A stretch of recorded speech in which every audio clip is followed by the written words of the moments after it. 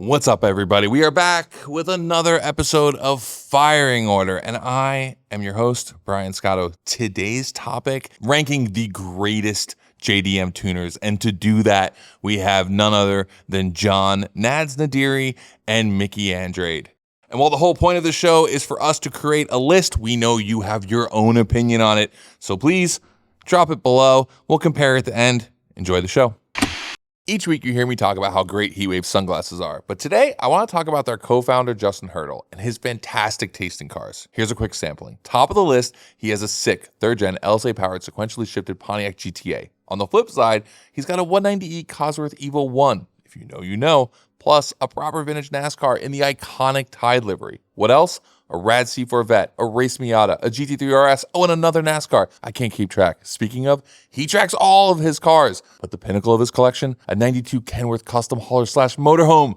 I've never been more envious. Anyway, go check him out, heatwavevisual.com, and help support a fellow vehicular hoarder. So what if all of his run? So I went to Fat Ice Race to help my friends at BBI capture some content. Normally, I'm not the one on GoPro duty, but it was a one-man show. And if you know anything about action camera mounts, you'll know that thumb tightening is no match for an 800 horsepower 911. Instead of carrying 6 different Allen keys and a screwdriver, I brought one Wera bit driver. One tool, 3 bits, all fits in my pocket. Wera actually started with screwdrivers and bits over 60 years ago. So they know what they're doing. Whether you need one that ratchets, is tiny like this one, or has a bevy of bits stored in the handle, Wera's got you dialed. Go find your favorite on weratools.com.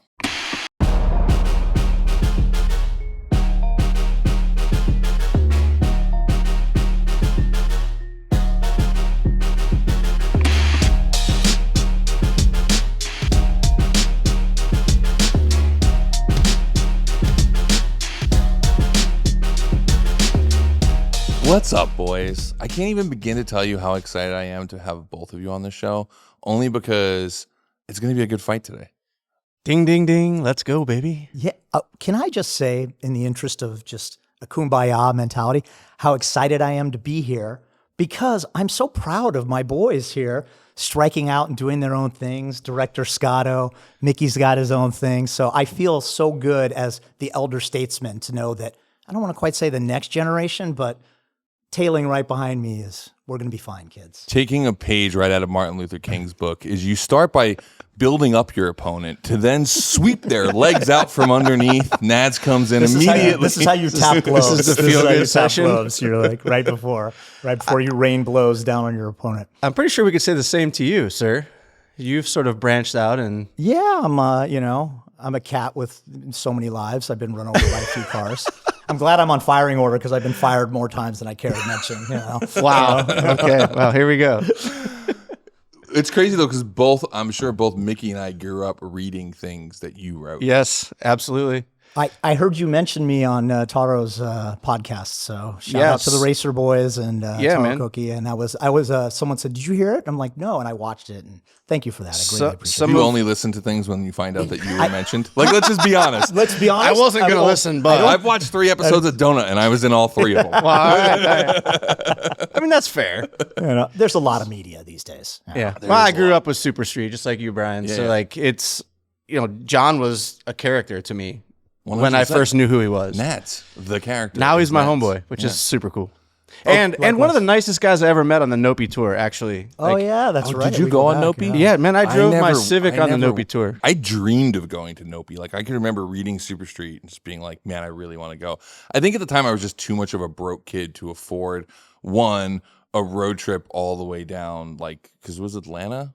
From New Culminated York. in Atlanta. We started in New York. Yeah. Sometimes we started in Massachusetts. But we like literally drove all the way down. I also never really had that reliable of a car. I still don't know if no one did, and no one had the money. They would sleep in their cars, and I'm like, dude, what are you doing? It was definitely one of those events that I thought I'd eventually go to, and then it just stopped. Yeah. For those who are young and maybe don't know, Nads, do you care to just tell the audience before we get into it? Let the old guy speak. Yeah, let the old guy talk first. Well, he's going to need the nap first. Michael and Mark Myers were heirs to a Volkswagen brand. Okay, this is a lot of information. This may be too far back. They had a company called Number One Parts International, selling Volkswagen parts. NOPI. which became NOPI, and then they kind of got into the import performance market. They did very well. They were the Turn 14, the mail order catalog before the Amazon existed. They had like 12-page ads, and then they wanted to have their own event series. So they had at the Atlanta Motor Speedway, which is a 2.5-mile super speedway oval, they would fill the infield. Place was massive. It was massive, thousands of cars. But I think what made the event cool was what Super Street did. We did something because obviously I'm nothing but a ripoff artist. So we patterned something. It was before my time, so I can't take credit for it. But we patterned it. Super Street patterned it after the Hot Rod Power Tour, which I know everyone's familiar with that one. So we did a version of that called the Super Street Tour to NOPI. And we did a north leg, a south leg, and a west leg. But the north leg was the one. Kids would 1,000 cars strong on the highway. It would just be such an amazing thing to see the photos of just taken from overpasses, and for as far as the eye could see, just like Shogun kits. Civics for days. These cars were not safe for the highway. No. Yeah, they just took off and did this road trip. And some poor mom in Illumina just stuck in the middle, just like a scene out of Mad Max. Like it just doesn't know what's happening. I can't even tell you how many times I stopped. We met up with the tour. I think it was West Virginia or somewhere along those lines. It was me and my homeboy Mike Wagner, who had an he had a coupe Civic back then. Oh, EJ1? EJ1. Yeah. And I had my EM1, and we mobbed down together, but we stopped probably a dozen times to help people fix shit on the side of the road. It's kind of the best part. It was what made it awesome, for sure. That needs to come back. Anyway. Something along those lines. But yeah. They're trying to bring it back. They invited me to come out to Atlanta, and I'm like, you can't relive it sometimes, you know? But I owe a lot to you, John, and I've never told you this. Oh, boy. If we can get into this for 2 seconds. You took pictures of my EM1 in the in-track suspension booth. Oh, yeah. I was a scab because their car fell out at the last minute. They had a mutual friend of mine. I don't know how someone in California, a mutual friend of mine in Ohio, reached out to me and said, hey, can you make the tour if your car's in their booth? I said, I had a week's notice. I said, yeah, I can do it. Let's do it. I had no business going on this trip, sleeping in my car, no money. Anyway, I ended up there. You took pictures of my car. I met you there. I met you on the way down. I met the whole team, actually. And then my buddy's EJ was also pictured in Super Street as well in the black and white section. We didn't get a full color shot, but you had a lot of nice things to say to me about the car in person and also in the book, which then that Intrax relationship led me to meeting Robert at Modern Image, which led to me moving to California and working here and getting into the industry. So without you, John, I may not even be here today. Okay, my turn now to tell Nads about how important he is to me. Just make your head go a little bit smaller.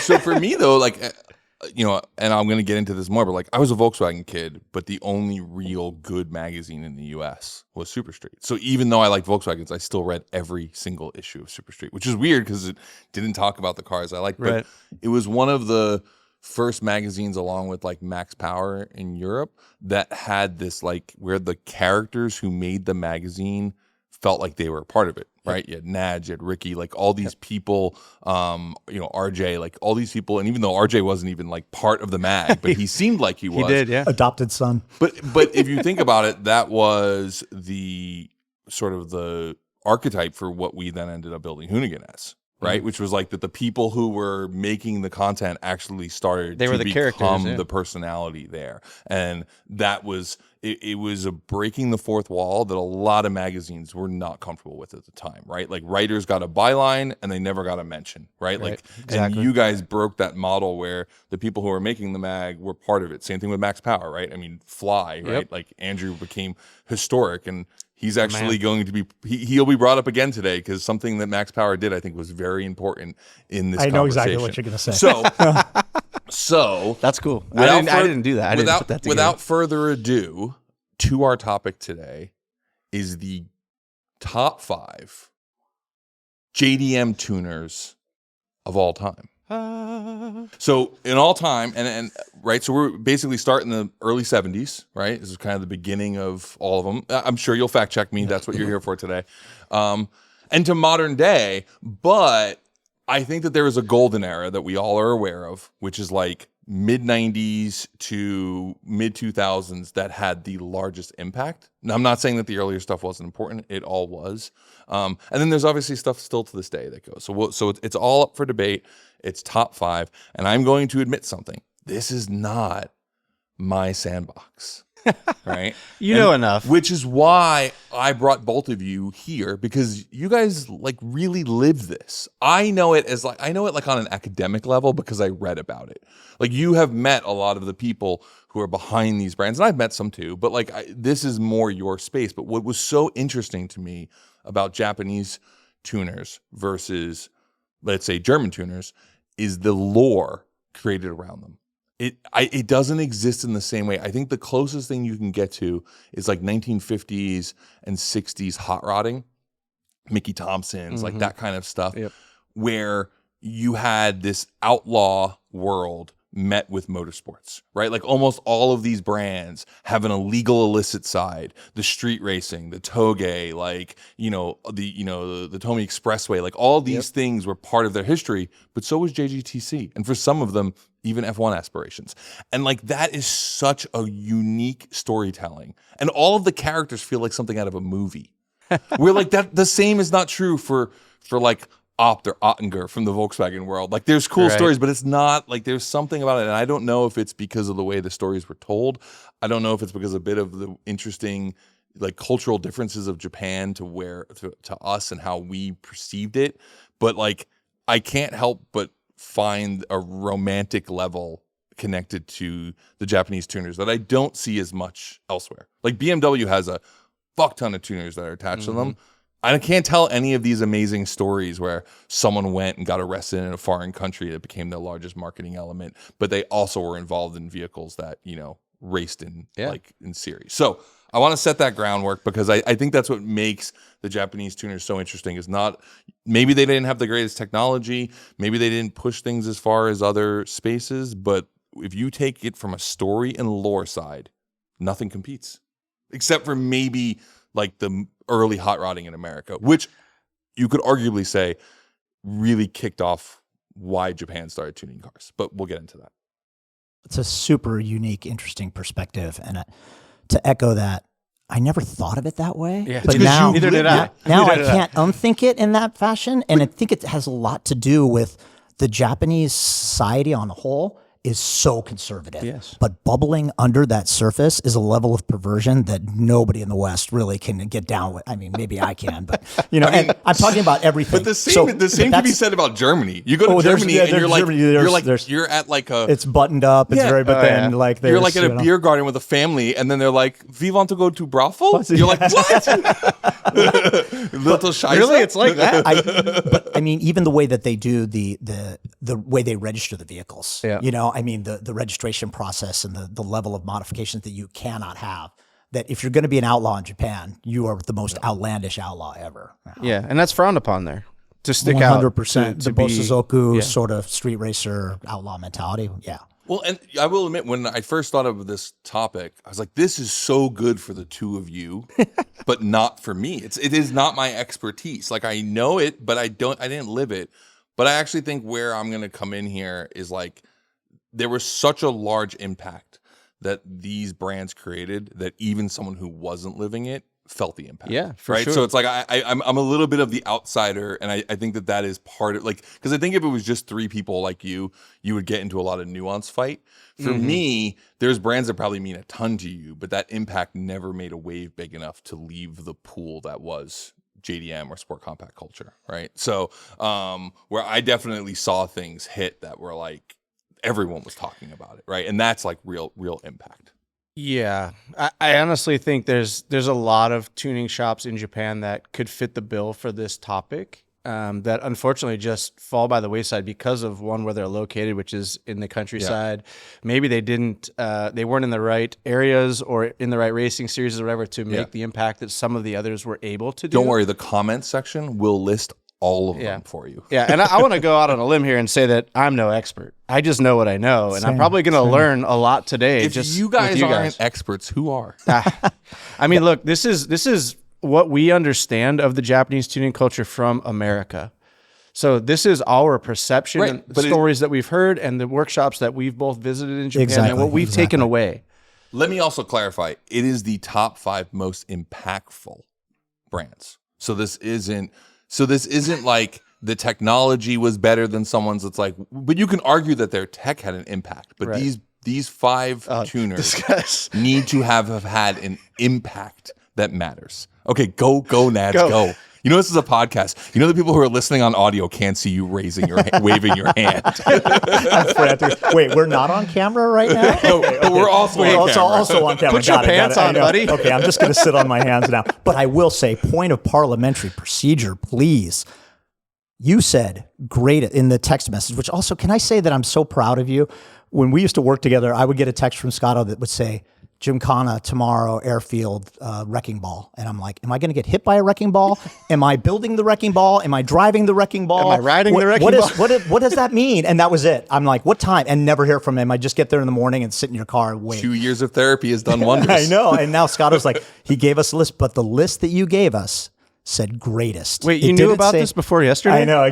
No, we got it yesterday. No, you guys all got it yesterday. But it said greatest, and today you said impactful. And I will argue that there's a nuance between great and impactful. I'm defining greatest as the impact. Okay. Greatest. But greatest. Just because I think there's also, I'm going to drop a couple stipulations which I mentioned to you guys. No OEM tuners, which is killing Mickey, because I know Nismo is at the top of his list. Actually, I love Nismo, and that's no surprise. But I did not have them on my list, regardless. Okay. Because I just feel like it's not a fair fight. I was looking manufacturer resource. It's the Mopar, TRD, STI, all of that, and not just Rally money, but having access to bodies R&D in white, R&D, like all that having stuff. access to future design 5 years before anyone else gets it. They're just not in the same playing field. And then the other one was no American brands, because this is about the culture that creates Japanese tuning. If you look at Japanese culture outside of automotive, you look at it in like hip hop and clothing and fashion.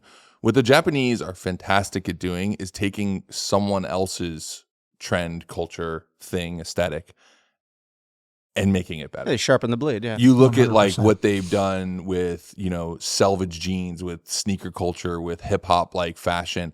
It's anything they do, they just add this like other level, right? What's like the word, like auto otaku, like they add this thing to it that is amazing, right? And it's like, as a craftsman, you just have to appreciate it's a level of detail. Motorcycle culture, hot rodding culture. I know a bunch of traditional hot rod guys from Japan, and what they do there, it's like you sit there and you're like, this is better than it was ever done originally, right? And I think that's why we're talking and celebrating. Whether you like Japanese cars or not, you can't not celebrate the tuning and everything that went into them, because it's kind of really interesting. So without further ado, let's just set the rules just for everyone who's listening. So how we're going to do this is, you're going to give us your 5 list. We're going to take 2 from that 5 list, move it forward. Only 2, John. Then we're going to take your 5 list. They're all my children. There we're going to do your 5 list, which could sound a lot like Nads' 5 list. They're not going to all be different. Maybe. We will then argue which 2 should move forward from yours. We will then do the same for mine. And then we will discuss the blind spots, which is a list that's been created by Patreon, as well as other things ourselves, where we're like, hey, these people deserve an honorable mention. We'll decide, should any of those get thrown into the greater mix? And then we will argue the top 5. Realize we have moved 6 forward, 1 will have to die, and we have to order the rest, which I think on this conversation might be where most of the fight happens. Because I think we probably all have the same 3 on our list, and then a variable 2, but we'll get to it. We'll see. Maybe not. And I have to say, because I did a bit of research as we were setting up for this, and there's so many topics I want to talk about here, but maybe we can talk about it in the after show or something, because there's something that's really interesting to me, and I just want to list this, is Japanese tuning started at the beginning of the fuel crisis, which was the death of muscle cars. Mm-hmm. So like the death of muscle cars in America spawned this thing in Japan that I don't think we were really 79, 80. No, 73. Really? Early HKS 73. Like you look at RS Watanabe wheels came out in the late 60s. Yeah, they were just reps, but still. I know we're gonna get into that too. I can talk about that too.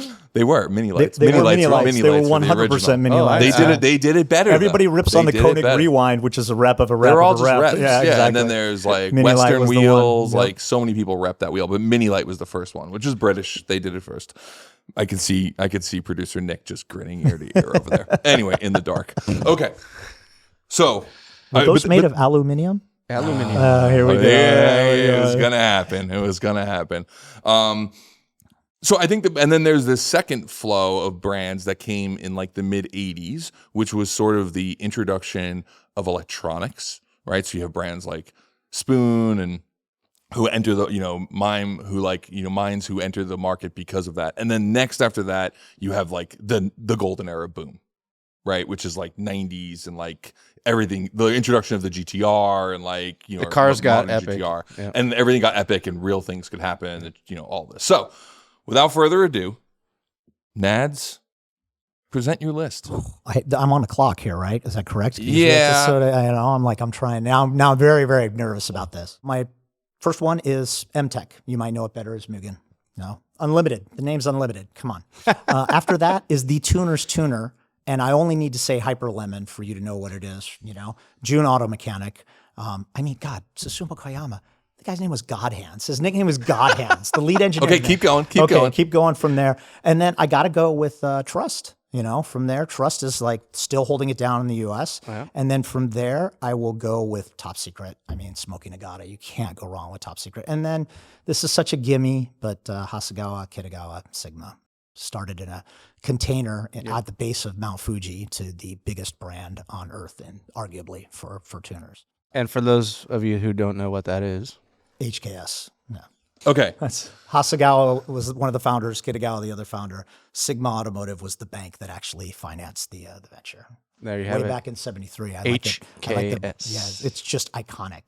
Anybody remember the Goods Master? Are they would you consider HKS to be the first tuner? 100%. Absolutely. They were the first in the aftermarket. First to do a turbo kit on a L20 on a Kennery in 1974. Jeez. They were the first to do electronics. They built a car. It didn't work, but the Zero R, they built a complete car. They built an F1 engine, didn't work. But they branched out into so many different facets. But the fact that they were going out on those limbs back then. They went for it back even then. If this is in was the a early failure. 90s, with no support other than just the fact that they like to go fast. They were 100%. The Zero R program is arguably the infancy of what we're seeing today with the Built by Legends 100%. and some of these other tuner shops that are doing Shout boutique. out, and shout out builds. to our mutual friend Andrew Evanson, who actually somehow has a Nismo 400R, and they only made 10 of them. And this is a weird sidebar, but I was there. Of the Zero R? Of the Zero R. They I only heard made there was 10 of even them. less. 9. I thought I heard 10. Oh, maybe but, 10. But I heard 5. I saw at least maybe more than that parked in the field in HKS Japan in the early 90s, and when I was late 90s when I was first out there, and I'm like, what is that? And they're like, well, we don't. It's nothing. Yeah, and I'm so like, that program just a bunch was of 32s. appeared as a failure, right? They couldn't get it to pass, but now because the cars have aged for so long, now they're managed to they have 4 of them. So Andrew Evanson has 1 of the 4, and he's a dude right here in Southern California. For those who don't snort JDM every morning like you do, can one of you explain the Zero R program to the audience? The Zero R program was essentially HKS's attempt to build a complete homologated automobile. Right. And they started with a base R32 with what is arguably one of the most gorgeous aero kits on it. Very unique. They moved the fuel cell to the rear seat. Yep. Yeah. So there was a couple that they had, all the HKS bolt-ons. They had a full built package for the engine, and they just couldn't get it to. They had a roll cage in it, and they just couldn't get it to go. This was something you could walk in and buy. Right. And I want to say this was time. in '91. Yeah. Well, and that was actually really popular with a lot of the JDM tuners was building like their own cars. Right, which is like you saw that in the BMW world as well, right? Like Alpine, like you had like that era of like you can go buy this car at the dealership and it's like its own car. It's not a BMW. You had a bit of that in that one era. It's very rare for a tuner to sell in its home. I know. Mugen did it with the RR. HKS tried it with the Zero R, but not many others have really done. The tuners would produce what's called demo cars, right, where they show off their wares. Usually it's for a customer. Sometimes if they don't have a customer, they do it on their own, which they didn't like to do.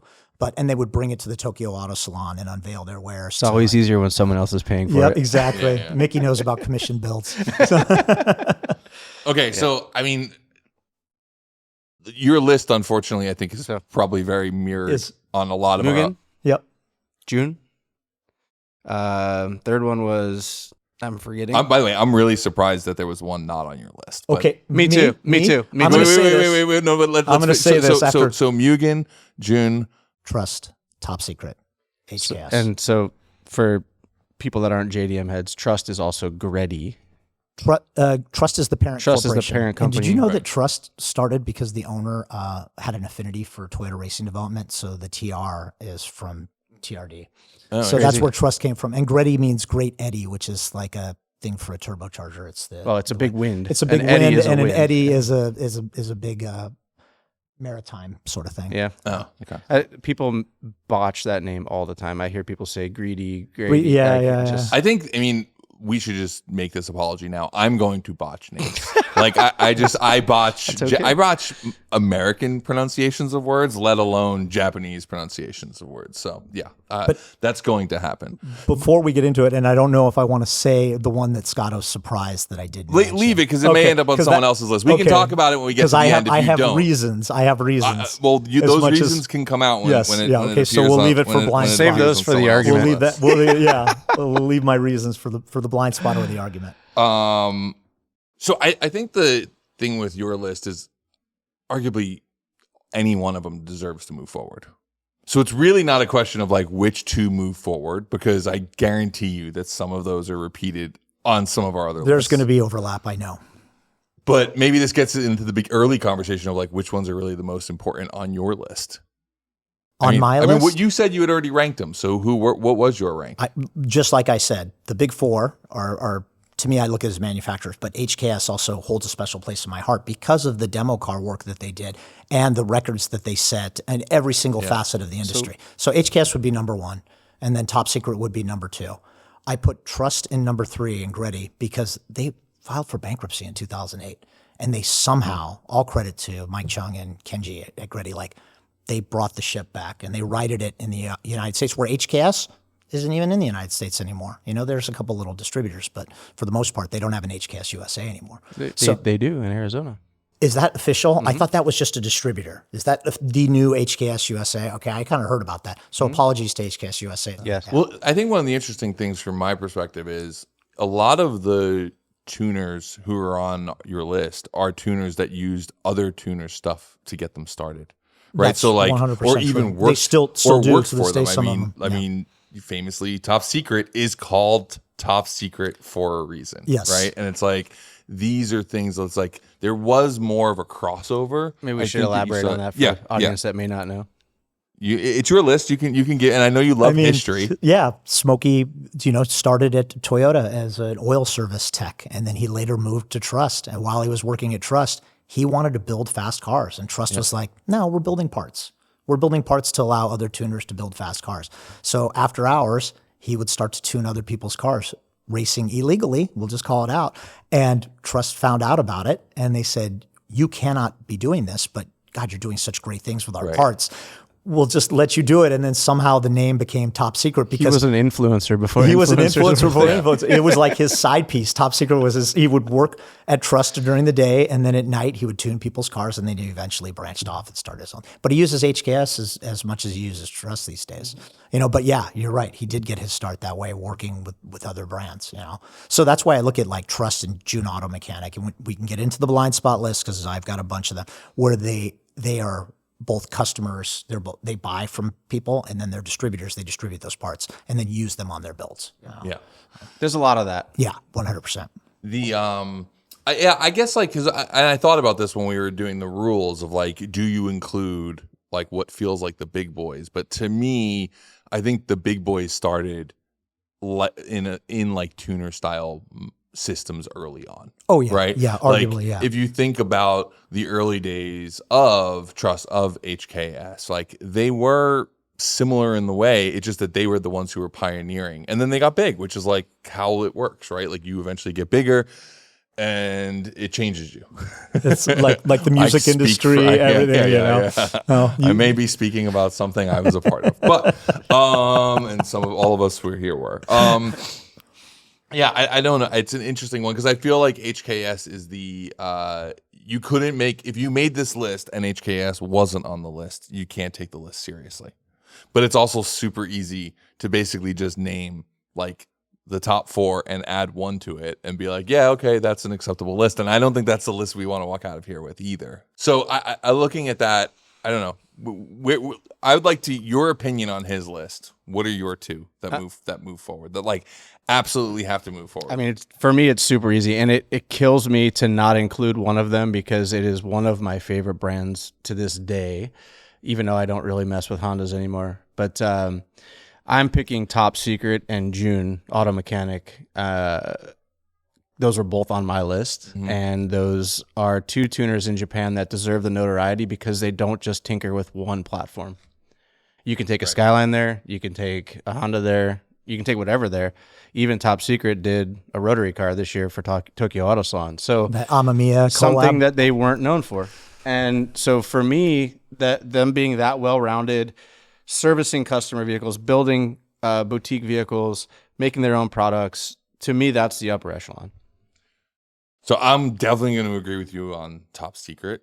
I don't want to get too far into the end conversation, but like Top Secret is impactful brands in automotive. So much lore, even beyond the business. I mean, Smokey is a character. Like you could make a movie about Smokey. Like everything, his look, his glasses, his cigarette. Like it feels like someone scripted him. Yeah, but it's also a cartoon character. The performance of the vehicles, the fact that and we should just get into this for people who don't know. But I think the thing that set Top Secret ablaze was Max Power invited him out to bring his Supra, which was RB26 powered, which seems so normal to say now, but like putting an RB in a Supra was like just no one thought about doing that. And that was also like the highest form of disrespect too, because the JZ was known as the more powerful. king, Right. yeah. That was the king. Even though there was a lot of Nissan tuners with RB, but those are Nissan tuners. Do you know what his reasoning was? Was that higher revs means higher speed. Exactly. So it's like when you get to the top VMAX, you would need to be able to rev out to be able to just run as far as you can. And that was what it was all about. And he could rev higher. Like that was the math for him.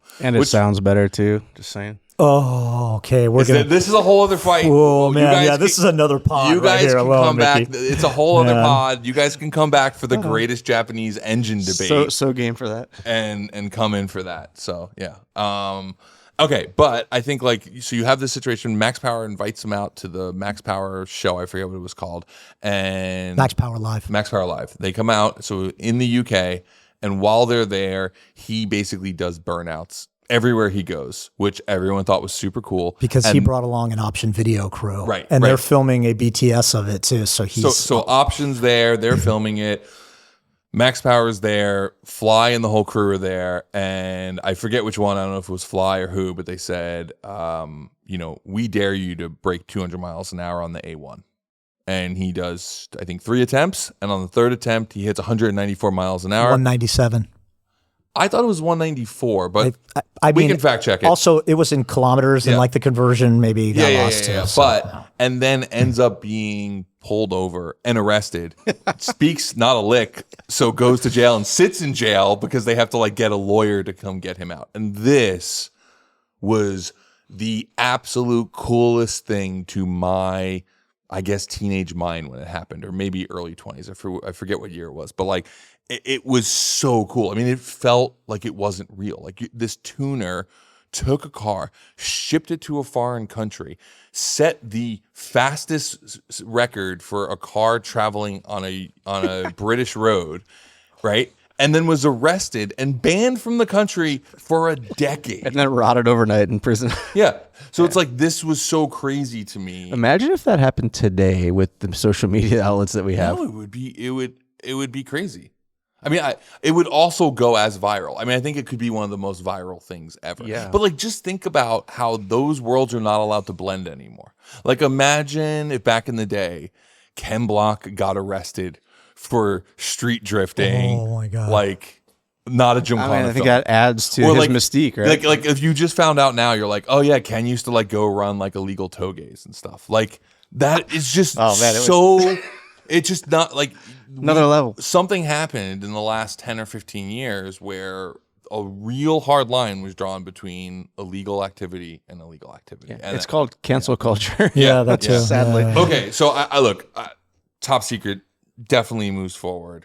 I would argue from his list that, and partially because I think it's a little bit from both sides, I also think HKS moves forward.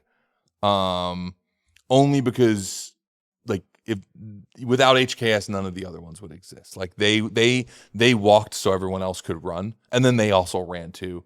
They built a Formula One engine, and because I'm a rally guy, they were also like heavily involved in the Starion rally project, and they built like a custom engine that was built around a Mitsubishi block, but like a full like building full heads and everything and doing all that is like a whole other level of tuning that I think that you can't not celebrate them for.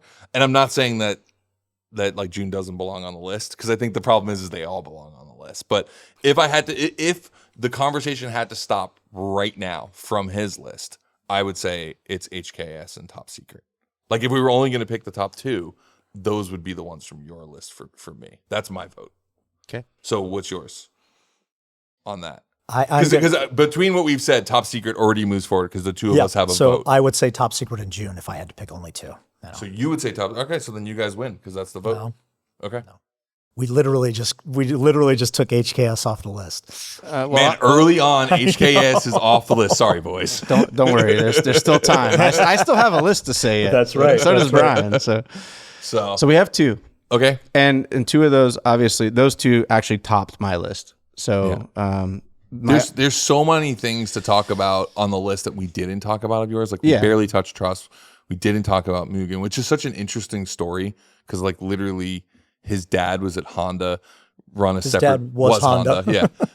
like literally was like, go run a separate business because you can't run the same business. And you're like, oh, I'm just going to build a tuning company for your company. So it's like as close as possible as you get to being an in-house tuning company. Yeah, I mean, it's almost an ISMO. It is almost an ISMO. And in fact, when it got started, he was on the grounds of Honda. Yeah. Like they gave him like a little area. They're like the closet. Go work over here, Yeah. And then in '91, when Honda famously pulled out F1, he's like, hold my beer. Yeah, I got this. So then they stepped in and made engines, and won 4 GPs. Yeah.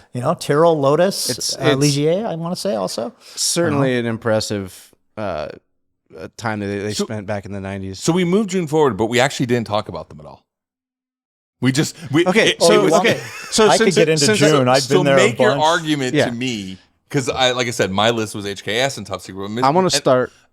The lemons alone are iconic for me because that was my era of Super Street. Yeah, of course. And like the Subarus, like everything that they did was cool. And I agree to your point. They did everything. They even did 911s. That's what I love about June. I mean, they weren't scared of anything. They literally, if someone brought a car in, they would build it and they would make parts for it. And yeah, they might not sell very many, but that didn't matter. They were doing it for the love of it. Yeah. And I think, Mr. Godhands himself, I mean, he had his hands on some of the most iconic tuner vehicles that came out of Japan during that era. And even I'm pretty sure he was the main man behind Team Orange's rear wheel drive Evos. And like, it goes way beyond just June Hyper Lemon stuff. Like he had his hands in every type of racing. They did the Stream Z that Go Daijiro famously crashed at Inada-san at the Silver State Classic, which also that deserves an entire. It does, pod. yep. That That's race another itself Smokey is Nagata. completely bat stuff crazy. For Nads, for you, give me in 4 sentences why, if your list was if only 2 were to exist, and these are the top 2, why we talked about why it's Top Secret. Why is it June? June Auto Mechanic is it. What Minky said, they touched so many different cars. The Hyper Lemon Evo 5 was the first into the 55s. It was a scuba record breaker. And that same car, they threw it into drift competitions in the same exact spec. Didn't even change it up. They did the Stream Z that was going 250 miles an hour when it crashed. They did the Akira Supra, which was that June Auto Mechanic built Supra that went, I want to say 249 on the Salt at Bonneville. They did the first car that ran into the 8s in the United States. That was a 7 horsepower Silvia that ran top 8 8s, I want to say. And God, the list goes on. They did Preludes. They did a Hyper Lemon Prelude of all things back in the day. They would touch anything from Subaru, Mitsubishi, Toyota, and Nissan. I don't think so. I think they were scared of anything. If you look at any like OG video option, you'd see like Koyama there, this fatherly figure with these Coke bottle lenses, just standing there with his arms across, and he's behind every like monster record attempt. You know? He was a G for sure, and did not get the accolades that I think they did not get the accolades at the time. Like I call them like the tuner's tuner. Yeah. You know, like, you know. You say that, but like there was a period in Super Street where they were on the cover of Super Street every other because month. I knew that like, and I don't know if it's just because yellow sold. It was so like it's like the thumbnail roll, right. but it's like every single was like yellow or yellow and green, yellow and green. Well, like, that's Top Secret Gold. You know, that was and Top Secret Gold. Those were like poppy colors, and the fact that they had the creds to back it up. We went out of our way to like, that's where we knew that something would do very well. You know? And Koyama-san was so cool to us. Put the car up on a lift, like show us everything. Like I have another story about him that I could get into about counterfeits. So anyway, well, you can argue with the variety. We could run for hours here. Okay, so your list. Okay. Top 5. So obviously, Top Secret, June, were on my list. Would you like me to replace those? No. Give me your list. I mean, I think we're... Okay, so I also had, and I'm going to pay for this later, but I put Spoon Sports on there. We'll get into that. And I'll explain why. I had REM Mamiya, and it's because I'm a rotary head at heart. I love rotary engines. I'm currently building a 20B right now, and I know it kind of goes against what my theories were on being able to be well-rounded and build everything to a very professional level, and they really just stay in their lane. Yeah. But they do it really well, and they make their own body kits. They make their own parts. Like they're doing all the other things right. They just like to only play with rotaries. Yeah. So, and they've been doing it since 1970s. Yeah, and if you don't know that name, you're not in the tuning culture. I don't think, because it transcends just JDM. And I also had Trust Greddy. Again, maybe against my initial thoughts, but Greddy has started doing project builds here in America. So you can commission them to build a car here in the States. And they're also partnered with another powerhouse, which is Sakamoto from Garage Active. So I included them because I love what they're doing here in America. They've got a great name in Japan. They've been doing things since the 70s. And they've also exploded things and brought it back from the dead in America. So I honor that, and I respect that. Okay. I'm going to start with throwing this to Nads. Why was Spoon not on your list?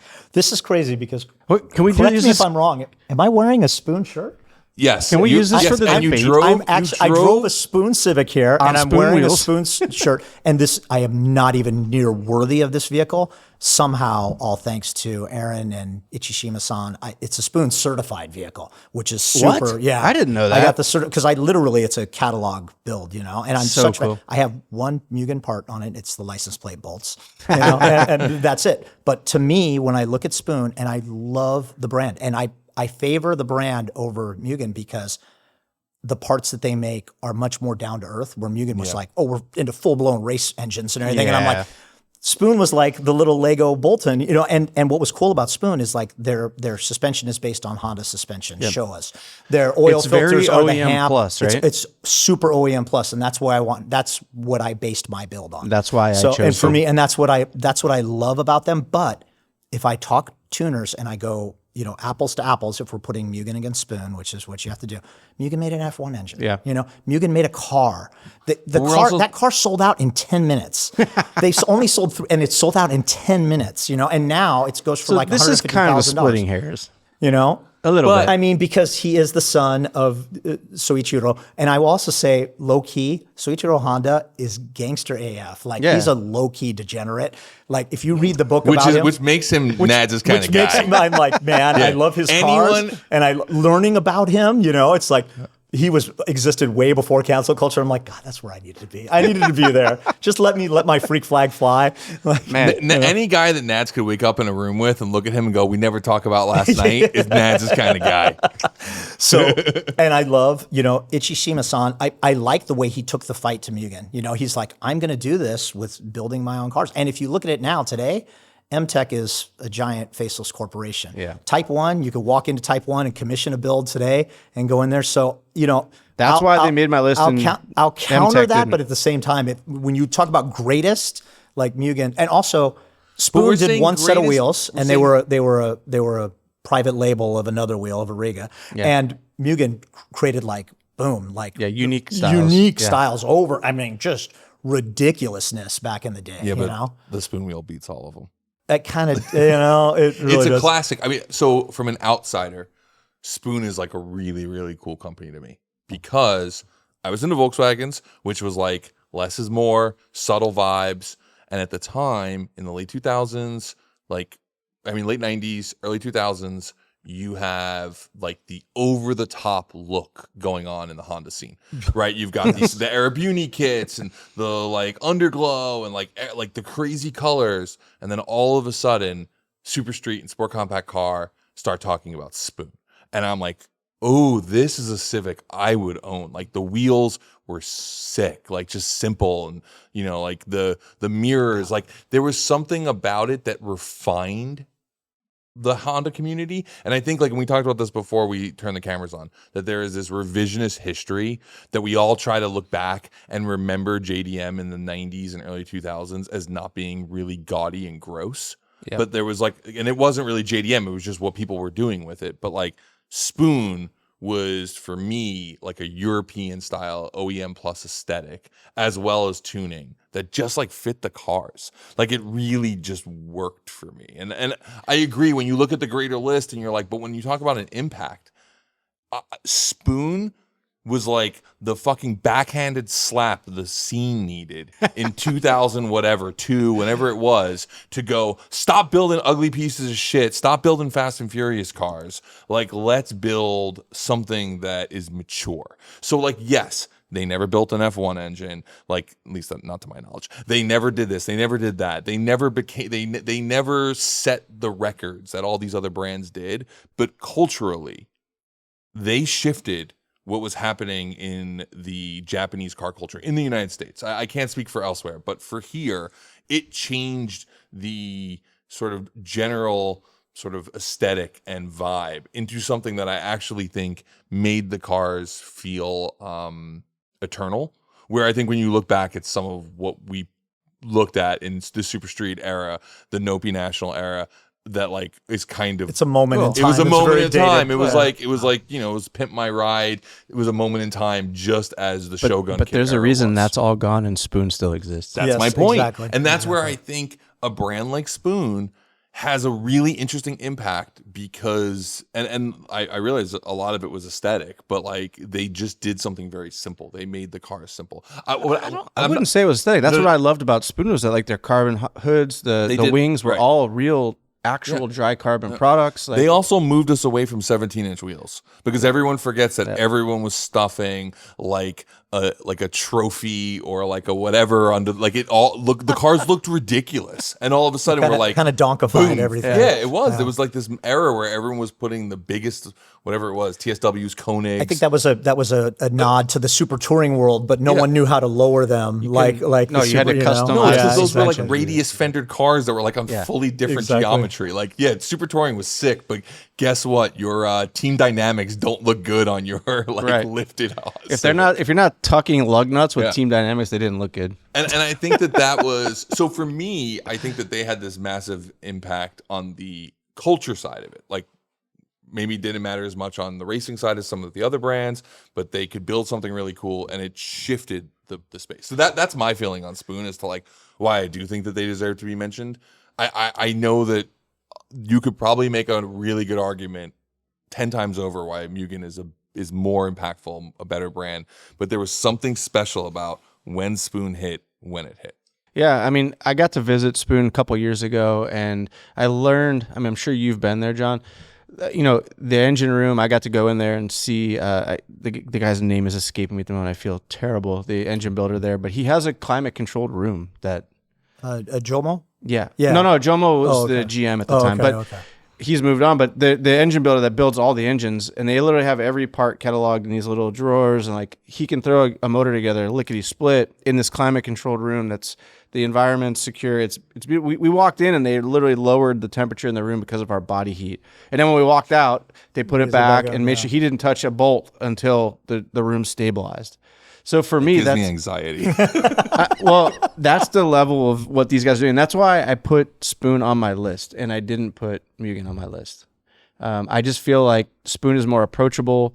They are doing these builds for customers internally. You can bring your car there to Type 1, and you can also walk in and just buy products. I don't think you can do that with MTech. No, that's gated. You know, I mean, So for me, that's where it made my list and the other didn't. So it's kind of opposite of we sort of flipped the Yeah. flipped the script on that one. Okay, there's one. Obviously, Top Secret and Junes have already moved forward. Let's talk trust. Let's talk Greddy. Okay. So for me, as I said previously, I have the utmost amount of respect for what has happened with that brand over the last 15 years. To go through the trials and tribulations of almost going BK or filing for bankruptcy. Which was no fault of the U.S. Arms Correct. thing. That was in Japan. That separate rippled businesses, outward. right? Yep. So, you know, from the U.S. side, I've become close with Kenji and a few of the Mike Chung and those guys there. What they've done to sort of resurrect that business and help prop up Japan has been integral. And to me, that's super admirable. I love what they're doing. I love the fact that you can go there and have a car built. Like Kenji is a fantastic car builder, car restoration expert. And I could literally say, hey, Kenji, here's my R34 GTR. Can you turn this into a Greddy build for me? Sure. Consultation, parts, build, pick it up. Mm-hmm. That's sick. That's cool. And that's something that's not necessarily happening in Japan. Right. But to me, it's still, So it's still important. are you saying that Greddy USA right now is stronger than Greddy or Japan? I think they're both influencing one another. I feel like Japan is in its own lane and U.S. is in its own lane. And this is just my perspective, to be clear. Everything here, just so everyone knows, is the most important thing anyone has said that is completely subjective, only matters to us. Okay, perfect. So Yeah, if that makes any sense whatsoever. Japan obviously is still branding all of their products Trust. Now, Greddy is branding all of their products Greddy USA. Now, when you go to like an Ars Day or something in Japan, or you go to SEMA, is that because of like some weird separation internally, or is it like No, Greddy is it like a sub-brand of or Trust. is it like why they're like mayonnaise is like called Best Foods here? Oh, but on the different side of the Hellman's on the Mississippi. East Coast. Like, is it a trademark thing, or is it have to do more with like they're sort of separating their businesses? maybe you have more insight on that than I do. But It's originally Trust had three brands: Greddy, Gracer, and Grex. Greddy is the engine manufacturer. Gracer is the aero parts, and Grex is the suspension tuning brakes. and brakes too. That's right. Oh, Grex brakes, man! I forgot about those. Grex and Gracer sort of fell by the wayside, and it's crazy now because the aero component is Rocket Bunny now. The U.S. is taking for Rocket Bunny, and the U.S. just what Mickey said has labeled themselves Greddy USA. I think to distance themselves from the bankruptcy filing makes sense. in Japan, because I mean don't know that was what anything they about were- being part of a company that went bankrupt and then renamed themselves to distance themselves from a bankruptcy, but whatever. Me either. I definitely don't, because I was thrown to the winds. So shots fired, everyone. Anyway. Coming in hot here. But Anyway. So I would say that Mike and the crew and Kenji were very adamant about being Greddy USA. So they've sort of taken it to have its own brand. I even want to say those new, oh God, they're so cool. Those quick release AN fittings, the ProSpec fittings that they have, that's a US developed brand that only exists here. Yeah. You know? Yep. Yeah. So to just sort of elaborate on what I was saying, thank you for the explanation for the audience, but I like what they're doing here in the States. They're creating their own products for the Greddy brand. But what I'm seeing is that when I go to Auto Salon and these boutique events in Japan, is that the stuff that's labeled Greddy is stuff that Trust has basically given their nod to and said, these are good enough products for Trust. We're going to remain labeled Greddy, and we're going to offer them for sale in Japan. And vice versa. There's some Trust stuff available here in America that Kenji and Mike over at Greddy deem fit as something that's applicable to the U.S. market. So if that comes over and says Trust on it, it's because they're working in collaboration on that product. That's really cool to me to have that. It's a little confusing if you don't know the inner workings, but Trust and Greddy is essentially the same thing. Just one is the Japanese facing and one is US facing. And obviously, so I'll ask you the question because you have them both on your list. HKS versus Trust. Because he's obviously already made the decision because HKS is not on his list. I will say HKS was on my list, and I actually ixnayed it because it was already on his list. had it, Okay, yeah. You had the wild card. Got it. Yeah. If I had to pick, I'd still go HKS. Yeah. It's because again, we go back to the impact, and I think right now we're talking about them as a current brand. Like but did they have as much of an impact as HKS did through the years? Oh, they 100%. Yeah, you know, through periods. Yeah. But they never had the lasting impact Right. that HKS has had since literally 1974, the first bolt-on turbo.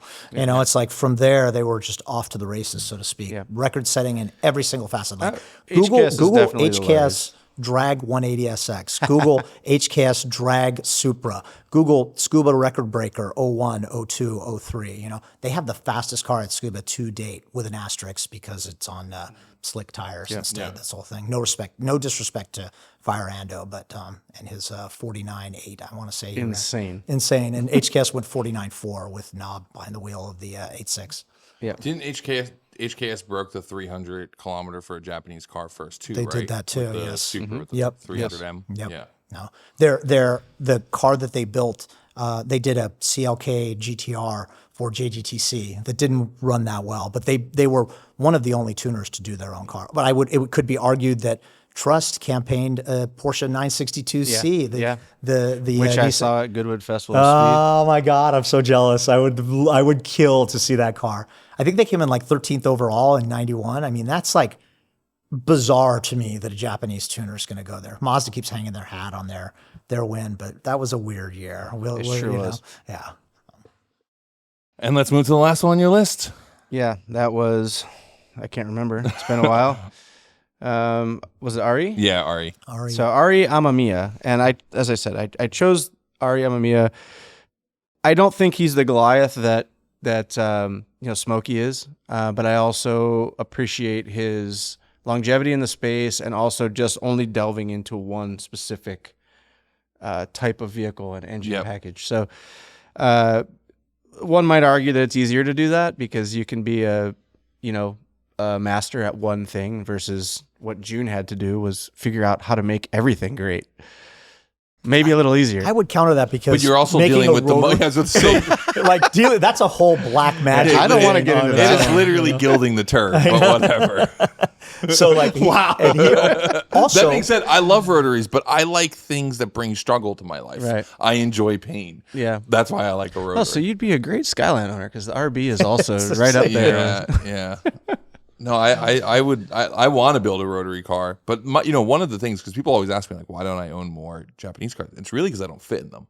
Sure, that makes sense. I know Vin struggles with that too. Like I think the FDRX7 is one of the most beautiful cars ever. Gorgeous. It's such a gorgeous car. It's like a combination of like an E-Type and a 911. Like it just has such a great shape to it. Have you driven a stock one? I don't fit in one. Oh, you can't even drive it. I physically can't get my head low enough in it. And like, I don't know, somehow Keisel fits in one. Yeah, I have no idea. idea. I've seen photos. He sits like real gangster lean. Does he have a sunroof car?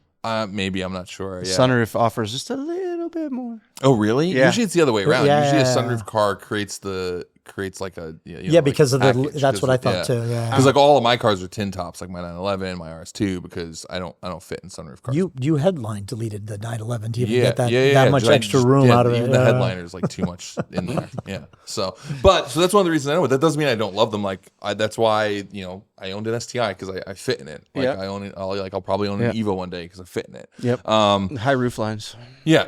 The R33 is a car that I fit in. Big car. Like it's much if bigger. you fit in a 33, you'll fit in a 34. Just saying. Yeah, just a different price point. So anyway, so yeah, I think like they have this really long history. I think they've built some really cool stuff, and they've also are one of the few brands to have gone and compete in like JGTC, GT300, and Super GT, like all those classes, Yep. and done well. Where are you at with them? They're Honda on my boy. blind spot list, to be honest. Because you're a Honda boy. And, but also because they only do one thing, and I love Amamiya. Same. That's my only critique. Huge fan of his. He does everything from, GT, Super GT to building customer cars out of the same shop he's had for so many years, this quiet little spot in Japan.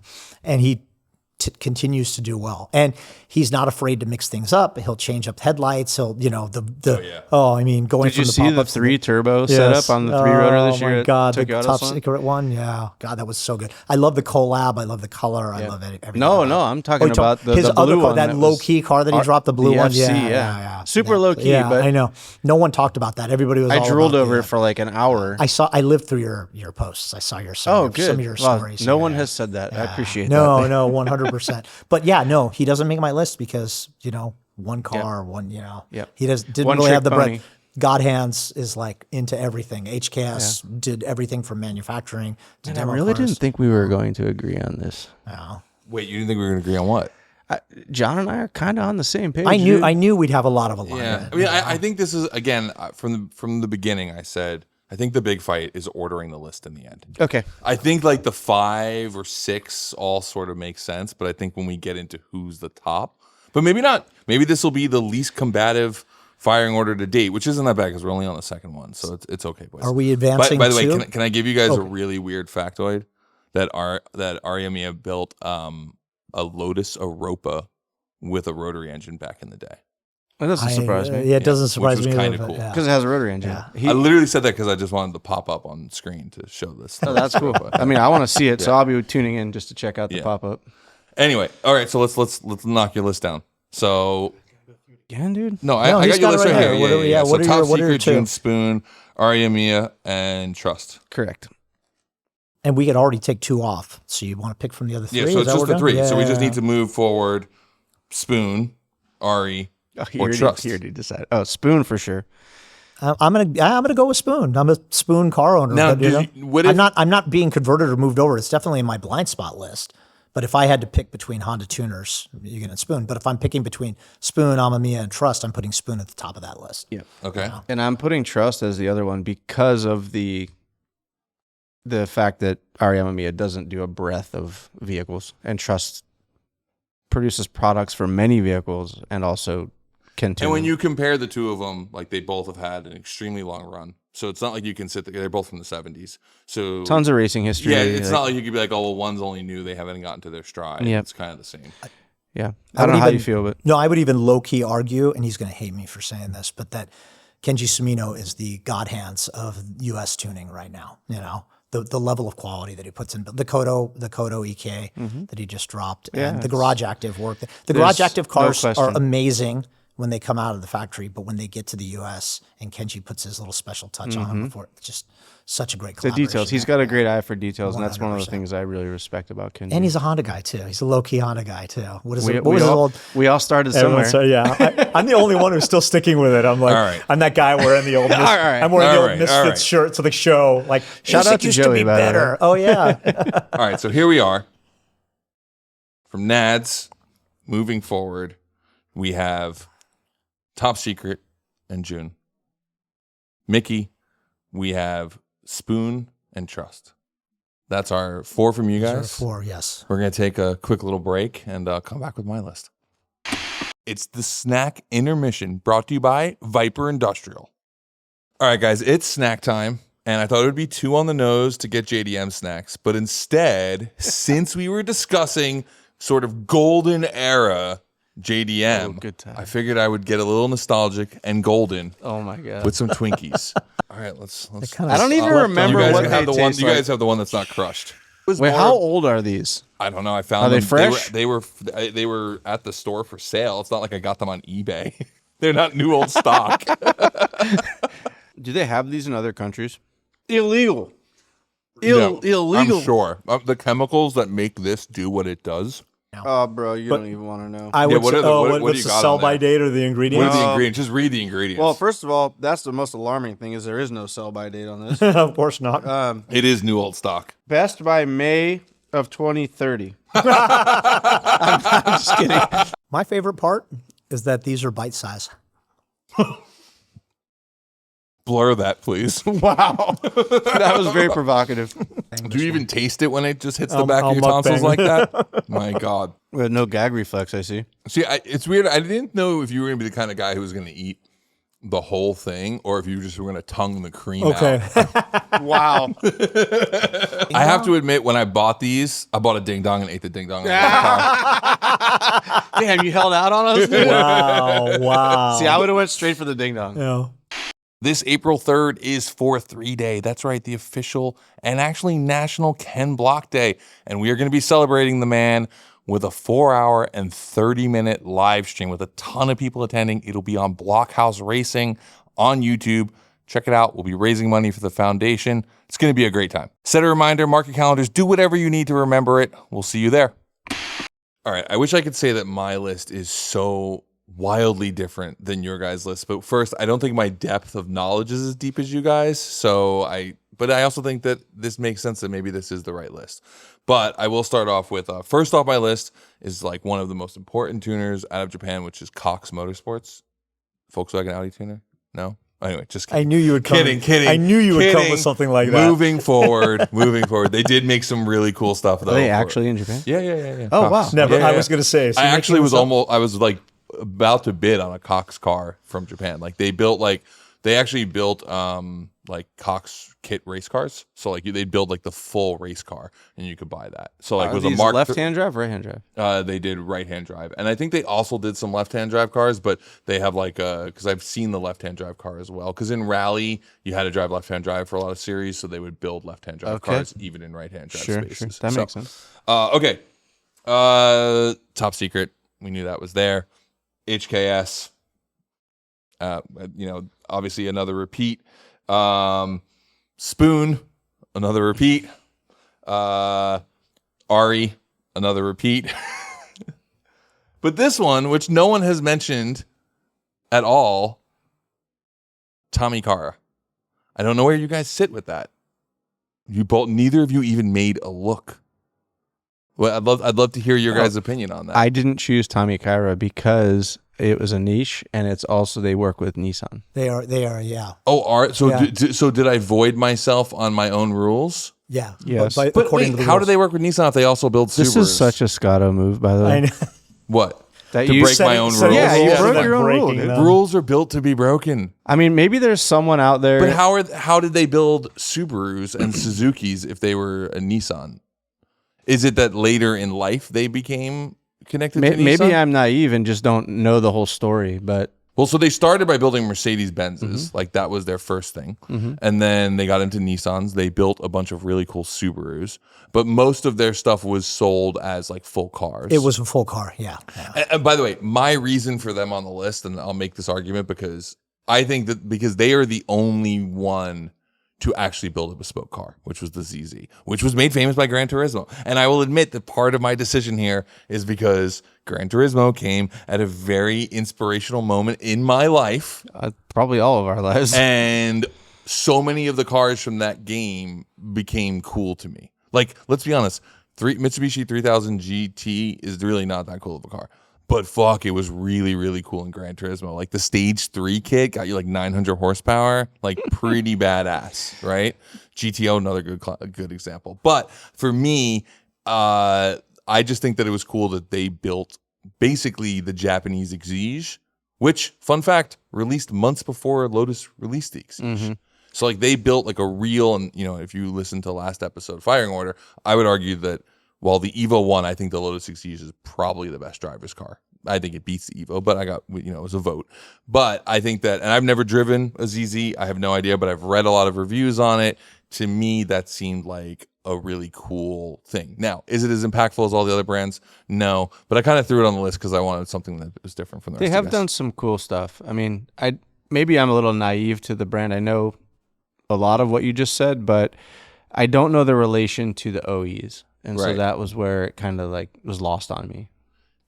Or is it one of those brands that like after Gran Turismo they never did anything, so it just like fell out of favor? I mean, they that really like they're just not. They stopped. That was like their peak moment was the ZZ, and then it ended from there. they had that moment in time. That's my impression of them. You'd see them in Advan catalogs, which that was the premier pinnacle of a tuner to get in an Advan catalog. Back in the day, like the Advan catalogs were where they dropped all the premier tuners, and a Tommy Kara car would be positioned in that catalog.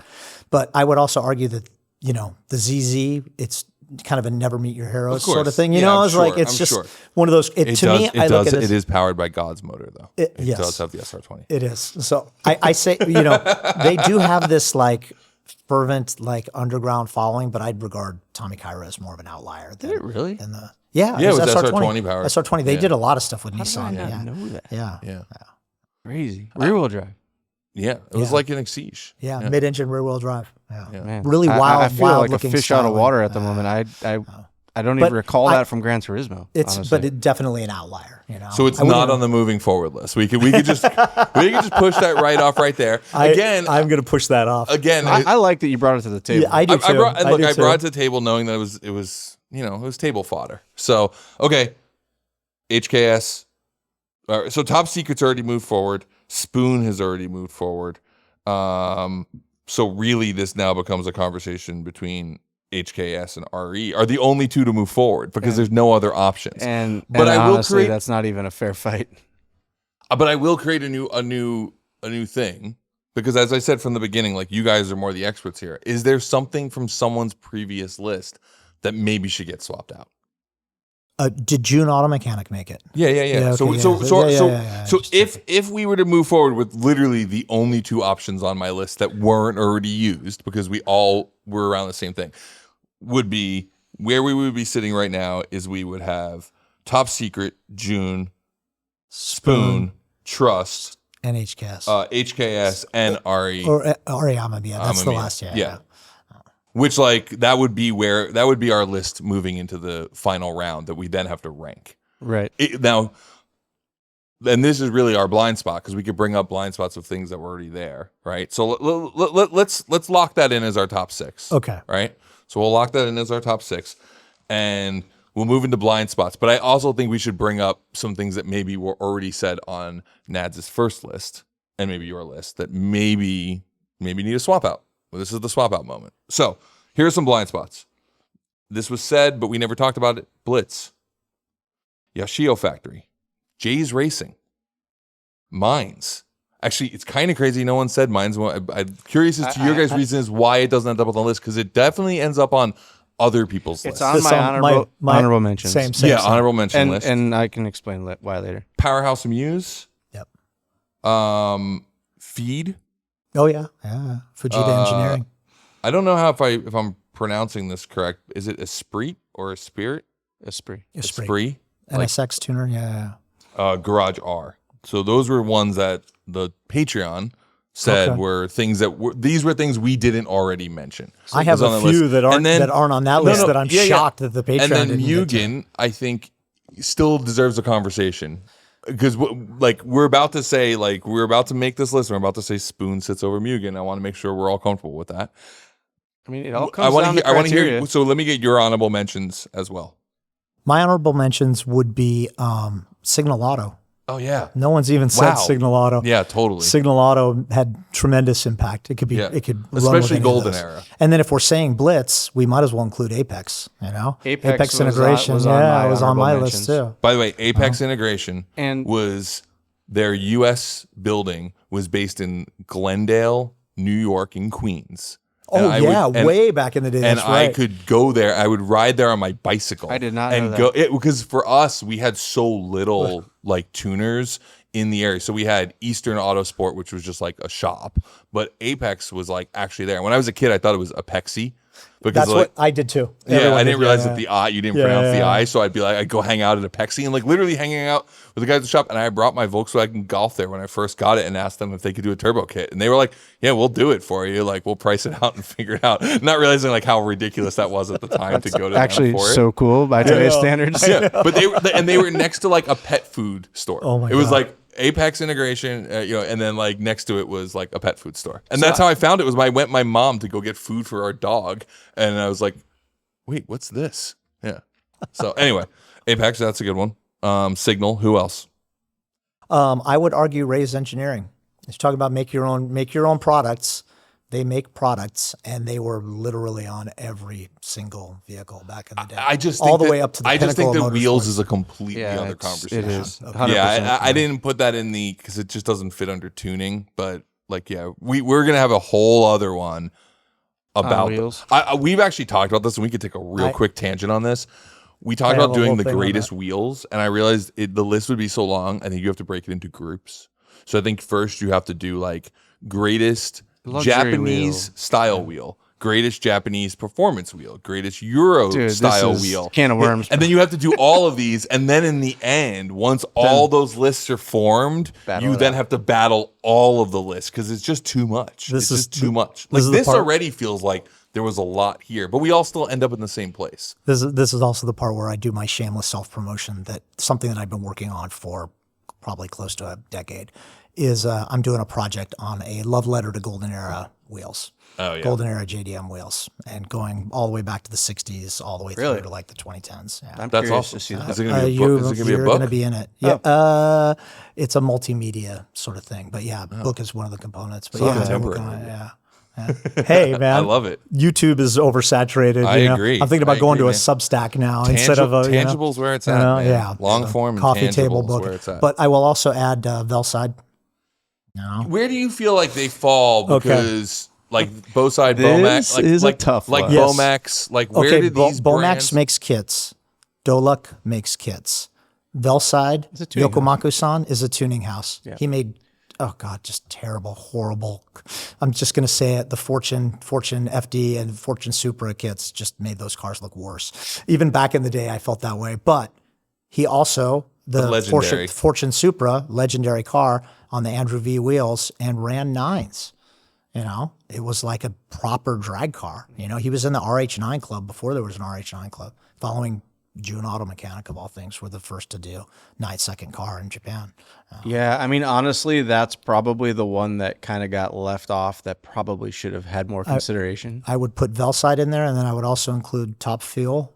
No one's even really mentioned Top Fuel. Wow, forgot about them. Yeah, I think one of the issues, can I tell you a marketing problem, I think, with Top Fuel? They're in Mie. No, was at the same time that they came out, Top Secret was the number one. But I'm just saying, like, I think to a young kid, it kind of got lost in translation because it was like same era, too similar of like big conversation around. For the Honda heads, Spoon and Mugen were doing high revving, naturally aspirated motorsports cars, where Big Head just said, he's like, no, I want to boost this thing to the moon. Remember the rear engine Del Sol? The rear engine Del Sol was sick. That and was they brought it to the United States, you know? And it's so like, cool. It ran. I saw that thing run at Battle of the Imports, and I'm like, what is this? Oh, you got to see it run? I was at Battle for all the great, I was there when Tarzan ran the Integra. I was there when Steph ran his Civic, first into the night. I didn't know I was so early to the game. I was shooting for Max Speed then, this print magazine that was Max Speed. There was a knockoff of Max Power. It was Max Power US. Yeah, it was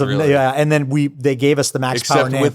It was basically none of the fun. It was basically like watching like porn censored by the Catholic Church. 100%. And for me, of all people, I'm like, this is my lane. Please let me thrive. Yeah. And they were like, you were the guy. You could have pulled off Max Power US. I know. You could have been the one to do it, because like I look back at it now, like, man, they were.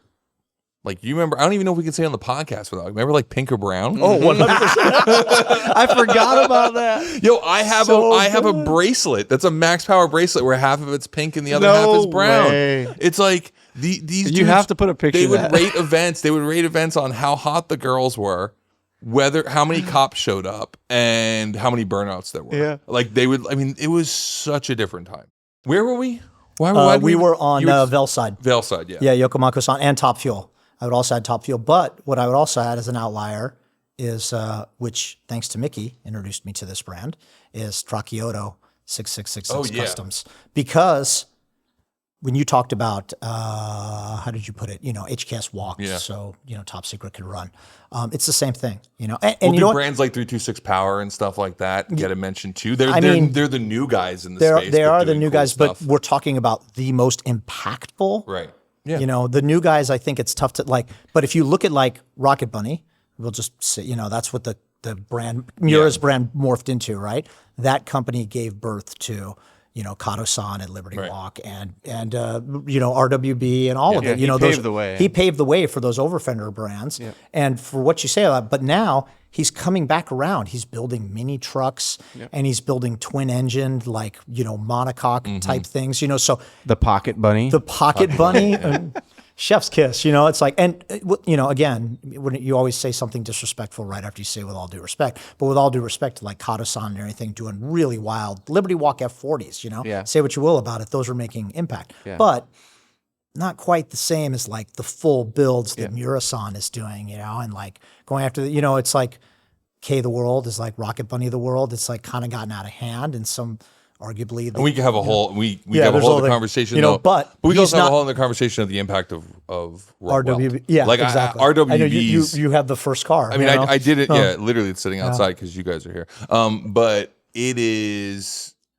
I made this argument in a previous podcast. Or Vin's episode, I think, did very well. I think it's like the RWB brought the 911 to an audience that never would have considered a Porsche. Right. And it's like, say what you want about it. Say whatever anyone wants to say about Nakai. Like, that's a whole other argument. But you cannot argue the cultural impact of that. But to me, body kits don't fit into the world of tuning. No, I agree. But Rocket Bunny, but Veilside does for you, and 100% because Veilside, because he builds full cars. He had turbo kits. There's got the Veilside intake plenum on the 2J is the stuff of legend. I have a Veilside exhaust from IFD. See, so he built a full suite of products. Anything else on the blind sides? I'll be honest. I feel real dumb right now for leaving Veilside out. No, Veilside was on my list, but that was I mentioned Veilside to you yesterday. Veilside is my blind side. We list. talked about it, but once I went back and sat down, which was hours later, it just completely blanked. Yeah, I've spent time with Yokomaku-san. It's like I have deep respect for what he did back in the day. Absolutely, and now he continues at, what is it, 5150 is his new brand, just doing He's like still going, Bentleys and Ferraris and it. Like Veilside, like they got just ruined by the rep brands, which is another podcast. Yeah. But RJ DeVera gave me a great story because he was really tight with Yokomaku-san. He said, "Yeah," I go, "Is he okay? Is everything?" Because he fell off the face of the earth for a while because there were so many knockoff Veilside V style or VS style kits that came out around that time. If you're gonna knock off a body kit, at least knock off an attractive one. VS type, VS. But anyways, he came back and then started making modern era cars, and then he got into the Ferrari tuning and everything else. And he said to RJ said, "Well, are you okay? Is everything okay?" He goes, "My flame almost extinguished." And he said, that was like, to me, I thought that was so telling. I'm like, wow. Then this is why Japanese culture is so great, because you literally have like one line and you're like, fuck, that's how the movie ends. I love exactly, it. Right. And Cinema. Then as he's coming back and riding high again, So for him, I'll say, it could also be argued. I will also say C West could be an outlier too, because I love they brand. made a few other parts too as well, in addition to the body kits, but they built entire tuning cars out of the C West garage, But at the end of the day, can C West, you drive your EK Civic to C West and have them build it for you? No. So that's where most of these fell off for me. But back in the day, you could to Veilside. Because Voltex. Let's talk about that. Powerhouse Amuse. There's plenty that we left Powerhouse off the list. Amuse. Yeah, Powerhouse Amuse. But it no longer exists because Tanabe-san passed away. So, but the Carbon R, God, and that doesn't mean they don't deserve on the list. Can we give a shout out to Colton, JDM Supreme? Yeah, remember again, this is most living impactful. This life right now. I don't think it's present day. It's like this is just one of the most impactful brands. I don't think if they don't exist anymore, it doesn't live. Powerhouse Amuse did a GTR that set the world on fire. It was mostly carbon. They had the white roof and mostly carbon. But then they also had the I have a model of that. They had the Toge Monster, that S2000 that just wrecked all. So Tanabe-san goes from like, I'll do this Honda and then I'll do this Nissan. I mean, they were very high up on my list, and they were one of my honorable mentions. To me, he doesn't have the impact that a Top Secret, that a June Auto Mechanic would. And that's what I was saying about this tuner is out maybe in the middle of nowhere. Didn't get the notoriety that they deserved at the time to bring that brand to the next level. You probably know him. This is another one of my huge faves, but I wouldn't list him in that. But I put him in the blind side as Aki from Garage Bomber. The Garage Bomber, like 32, is like insane. That car did everything too. He's like, I was time attacking with it, but then I wanted to drag race with it. We drifted with it for a little while, but now I want to go wheel to wheel with it. So I'm redoing the cage. Same R32. Yeah. For me, it was Saurus, but Garage Saurus. Oh my God, the orange R32 drag. The Saurus rear trunk lift. I think we're going to end up having to do the obscure yeah, tuners. yeah. Like the JDM tuners that you Deserve notoriety. Deserve notoriety. Oh my right? God. Or Our like, Magic. when Do we even mention our Magic? Well, it's Yes. funny because when we did the last episode, which was the top 5 drivers' cars, we were like the top 5 drivers' cars that aren't a Porsche. Because we all knew 100 that would the be on the Cayman list. or the 911 would be the fight for position We should have one. said no. We should have said none except for HKS, Yes, no Trust. HKS, no, yeah. That would have probably None of the 'cause it would have manufacturers. cut those ones out. But here we are. Because that's what I categorize. I think there's like those 3 tiers: the TRDs, the Nismos, the Rally Arts, the STIs. Which STI is technically an aftermarket tuner brand. And then you go down to the HKS splits, Apex, Trust, and then you go to June, Top Secret, and then all the rest. That's, to me, the way you said it, Mickey. I mean, it does put MTech into that more of a manufacturer, and it brings Spoon into the conversation of being Second a tier. tuner. Yeah, But Unfortunately, that's not where we live. We live here, and let me give you the list again. All right, let's Top go. Secret, June, Spoon, Ari, HKS. Wait, why am I missing something here? I said that twice. Trust. Trust/TRD. Okay. So the question is, do any of these get swapped out for the blind spot? We didn't even talk Jay's Racing. I will 100% fight to the death to put Signal on there before Amamiya, as much as I love them. Okay, let's have that. Why? Let's have Why? that conversation. Why? Because Signal Auto did so much. They had something called Show Up, if you remember Show Up. remember Signal Show Up. That where was they car care products, wasn't it? No, it wasn't. They did paint. They did Majora. Oh, They did Majora. the Majora colors and everything. So they did body work and everything. I believe, and the audience can correct me if I'm wrong, I believe Majora produced the Midnight Purple paint that Nissan used on the Skylines. Ooh, Maybe. that is a super deep cut. Somebody I need help to us find with out that. if that's accurate or not. That would be I've been amazing to me. told that, but I've never been able to confirm it. But Kosuke Kita-san did everything from Hondas. And the cars that he brought, just the selection of cars that he brought to the U.S. Yeah, Chop the Top Chop Top Civic. Chop Top Civic. I And fanboyed over that car the so hard. R34, again, that was one of those cars that was in the RH9 club. Yep. Then he built it for time attack, sub 1 minute. It's good back in the day. And then he brought it to the U.S. to drift, Which is and nuts. also, low key, I was involved in a high speed hit and run with Kita-san and RJ De Vera on the Osaka Loop. That's probably Wait, did you guys do the hitting or did you guys do the running? We did the hitting. We did the hitting and the running. Yeah. Is the statute of limitation passed now? I think it has. I pretty much said it. I said it on RJ De Vera is losing his job. I know right 100%. Sorry, SEMA people.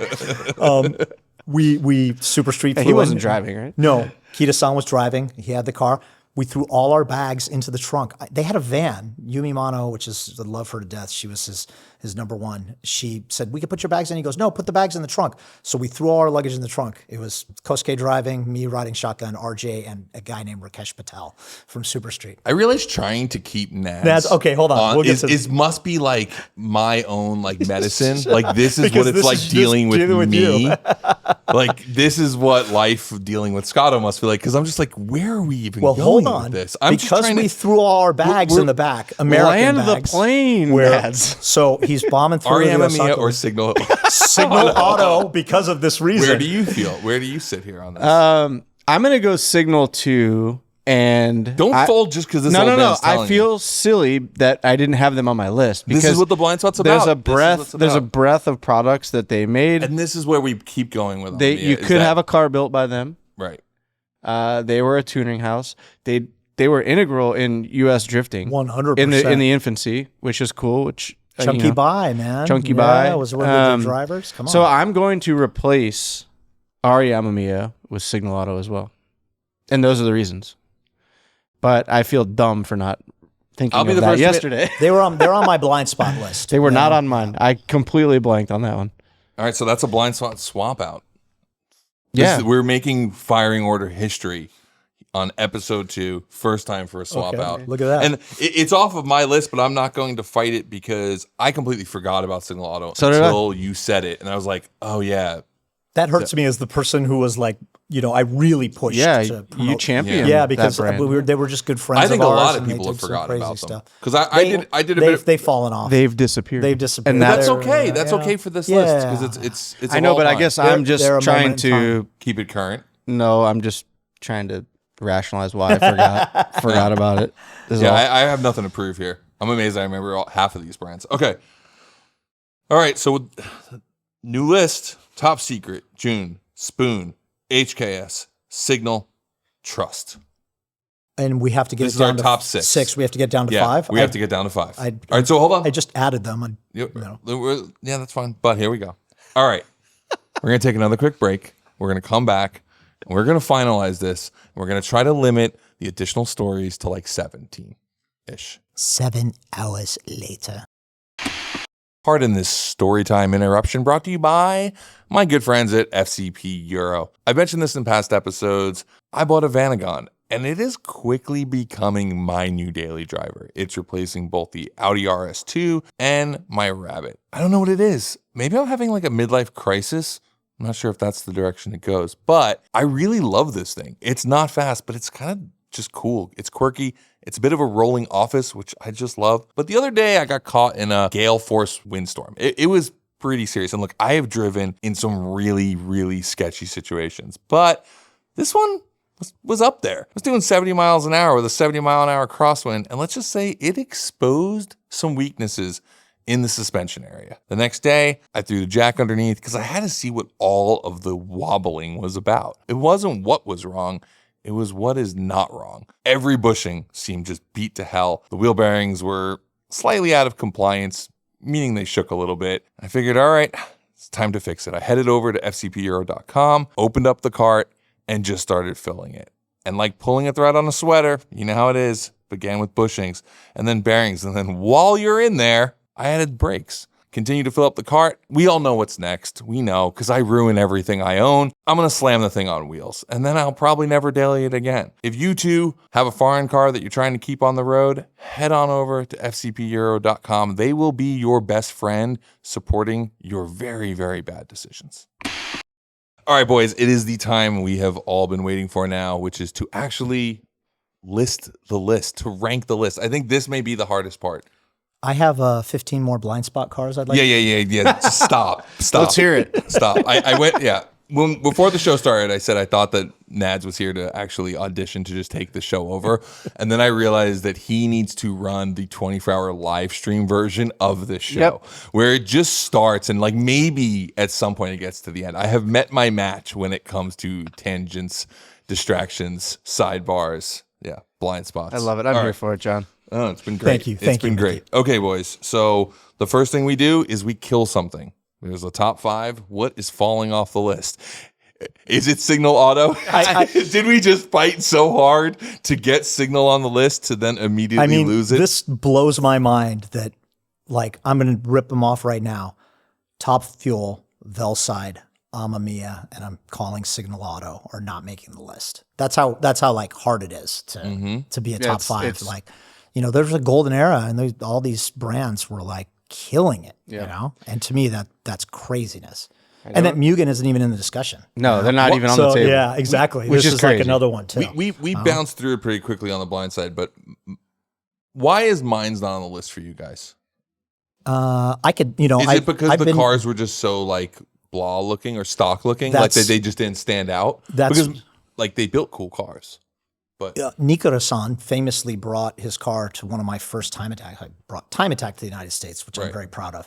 And one of my very first ones, he brought the 34 out. He used to be an engineer at Bridgestone. He's all about noise, vibration, and harshness.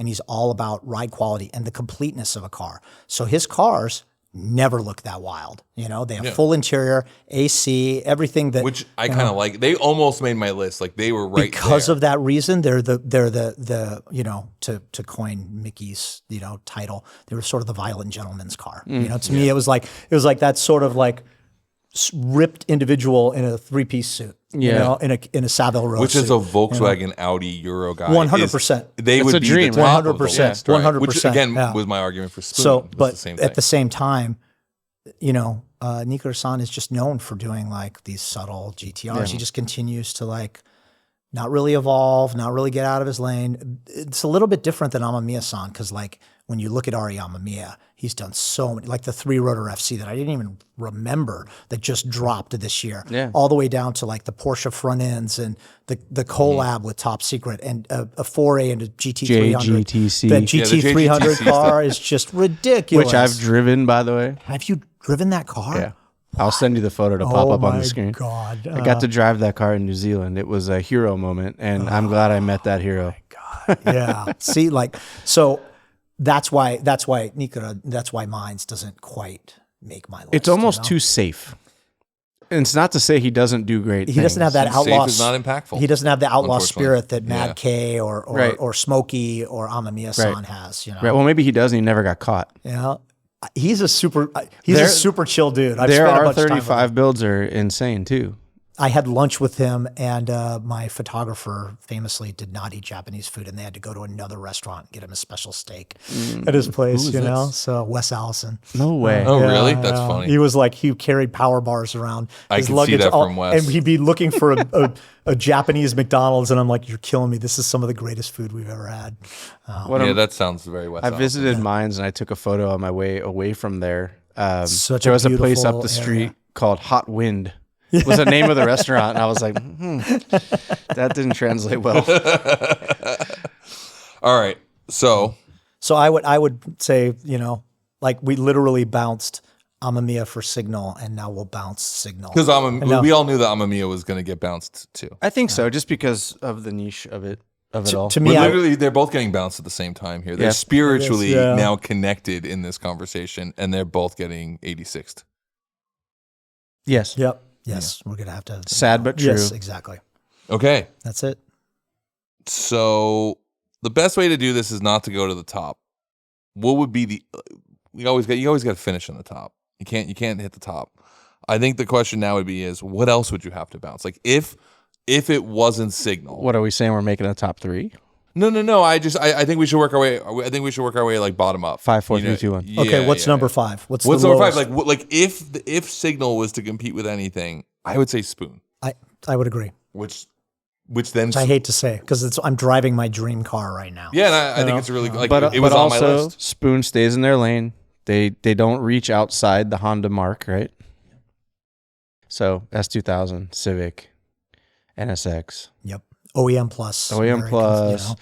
So that goes to the bottom of the list for me as well. Just because they're not well-rounded and versed in other. Exactly. We're agreeing. Too Even much though here, I guys. know, right? Oh. You guys letting some dirty Euro kid help guide your direction here. I was like, I don't know. I think Trust me, I'm not listening to your I think- opinion whatsoever. I think Signal's out. I think Spoon's number 5. You guys are like, yeah, sure. I'm actually just proud that I'm like even in the same line with you guys in my thinking. Okay, so who's 4? For me, that's Trust. Same. I'd agree with that.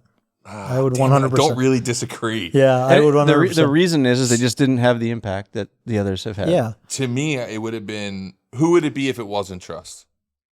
Who would also like if it wasn't Trust? In what way? What like if And Spoon's already out. and Spoon's already out? Like who's there? Top Secret. Oh, we now strongly disagree. Wait, you're saying Top Secret in the 4th position? We strongly Yeah, disagree. I'm like not I'm not ready about for that a at all. fight. I'm not ready for about a that fight at on all. that Okay, one, so but that's okay. So you're telling Hold me your Top position. Secret's better than HCast in June? Yes. I'm saying Top Secret is not better than HKS. Are you talking about the number 1 slot or the number 4 slot? No, we were talking about number 4 slot, but he said Yeah. number 4. We started getting to the Top Secret fight. Yeah. Okay, let's shelve the Top Secret fight. I want to get into it. I do too. So I'm saying, I would say June falls in, it could be 4 or 3. Why? Because the founder didn't go to jail? We can get to that. I know that's your justification, and I'm on board with it. I'm not denying. I also but- agree the bad boy thing is cool, but I it's think not that- his fault he didn't get caught. But I think that there is an impact level there that, like June, let's be honest, Impact also has longevity. June is something that lived in a window. They lived very well in their window. Like people still talk about Top Secret. I hate that I and agree with you Smokey on today. that, but you're right. Like there's June does not have a Tokyo Auto Salon booth. June also doesn't. They do. June, if you Did they have one this year? I don't know about this but year. if Not you- anymore. If you didn't grow That's up, what I'm if saying. you didn't grow up, Tanaka-san passed. Susamu. if you don't either Kayama-san love the history of JDM or you grew up in that particular era where June cars were all over the cover of Super Street, I don't know if they had the same lasting power as Top Secret does. Permission to tangent that will take 15 seconds or less if I could knock this out that quickly. go. Okay. Permission to hold on. Give us space for a clean cut so I can remove it. Go. Now go. My justification for June alone is Koyama-san took me in the back room. This sounds worse than it is, and showed us some of the inventory. And inside the inventory were camshafts. All those camshafts were labeled with the top 4 brands: HKS, Splits, Apex, and Trust. June Auto Mechanic made all of those grinds for the different specifications for all those different brands. Wait, so you're telling me that June is your rapper's favorite rapper? 100%. Okay. That's it. That's I like that 100%. argument. I like it's your favorite rapper's favorite rapper. And the kicker is, this was way back in the day, like early 2000s. He said, we don't even manufacture these in Japan. They're manufactured at our plant in China. You know, and I'm like, what? And all the big tuners and were all the big tuners using were that using supplier. that supplier, you know, and they all went through June Auto Mechanic. So yes, the rapper's favorite rapper. Fucking great tangent, by the way. Okay. I love that type of stuff right there. All right. So I think so Trust definitely lives in 4. It doesn't seem like anyone wants to swap out for that. So now it's the top 3 fight. So like top 3, just as a reminder. So we have June, Top Secret, and HKS.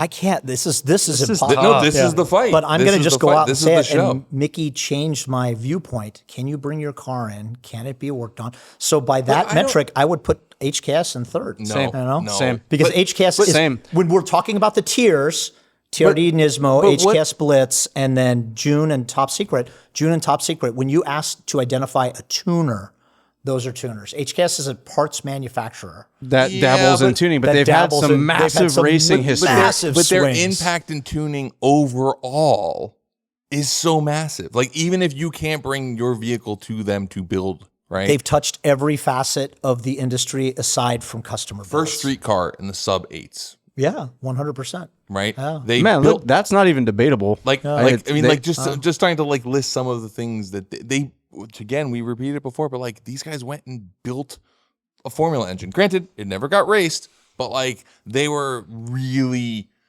even though we see them as the big ones in the group, they were fighting outside their weight class. They took big swings. They took huge swings as a brand. Yeah. And made, I mean, you go back, like, to me, the HKS Altezza. Oh, the was one TRB1 of the Track Attack Altezza. Fucking coolest cars ever. It made me want that. Like it was so, like, they built really cool, badass stuff. And I don't know if, for me, you have to be able to have access to them to build your car for you, like a tuning shop, because they built product that you could put on your car.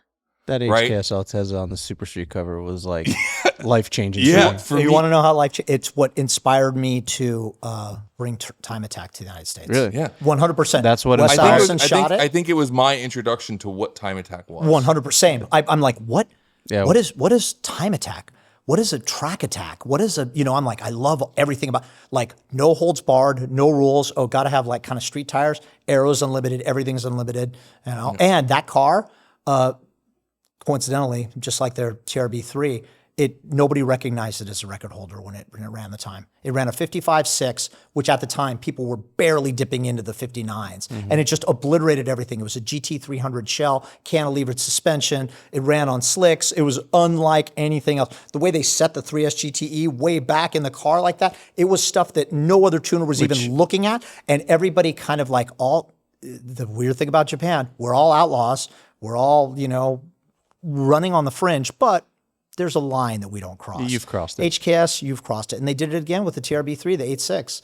That car, Knob ran that car to a 49.44. And they were like, asterisks, no, we give it to Fire Ando, which the Escort is, Evo 9 is still super impressive. Yeah. 49.88. Correct me if I'm wrong. But And again, rewinding, like, without the 0R program, do we think we would have seen the same sort of, like, obviously it may not have been successful, but it paved the way for a lot of other lookalike type concepts to take a car and basically do what Roof was doing to 911s to Japanese cars. they were one of the first. I want to say, like we talked about, 91. Like it was in 91. But as we also mentioned, it was a failure, though, at the time. Yeah. It was. But There's 4 that survive that are running around right now that belong to. Oh, never mind. Can you buy a customer car from HKS? Andrew Evanson will argue otherwise. He somehow has that car. Did he buy it from HKS? I don't know if it was bought from HKS. I just don't. I think he did buy it from I think that it weighs in. I think what you're saying is definitely has weight. Maybe we're splitting hairs too. No. I think it has weight, but I don't think it should have enough weight that it prevents them from being in a top position. To me, I mean, look, they're already in the top 3. They're a giant in the industry, any way you look at it. And is that part of the reason why you guys look at them as like you don't want to give it to them? Because look, I get that. Because we said tuner. yeah, and also let's go back. Let's just talk about the definition of what a tuner is. Okay. A tuner is someone, not an entity. Right. It's someone who works on your car. Be it someone So who the alters. H and the K. who worked on the Hasegawa and car. Kitagawa are suits at this point. You know, they're not even. But they're not built like. But if you you're look looking at present day. I'm looking at all the way through history. If you look at like the cars, like Koyama-san stood on the sidelines. Smokey's there driving. Like here's another. Because another right, weird- because Knob has the personality 100%. that you got out of that you got out of a Smokey. Yeah, that's from another brand. but Knob isn't HKS. Knob is just HKS. He's a hired driver. Hired works driver, He's a and he's gun, not yeah. even. He's a gun. You know. Yeah. So, but to me, like, I'll spell it. Koyama-san was very nice to us, but like every time, and not to toot my horn, I hate flexing. I don't like saying this, but Super Street was a big deal back in the day. It was massive. Yeah. So It was when we'd massive. come into town and we'd pick the cars that we want to shoot, tuners would fall over for us to come in. We're taking you to dinner. You're going to come over. We're putting you up in this hotel. You stay here. You come in. Smokey? No. I'd come see Smokey.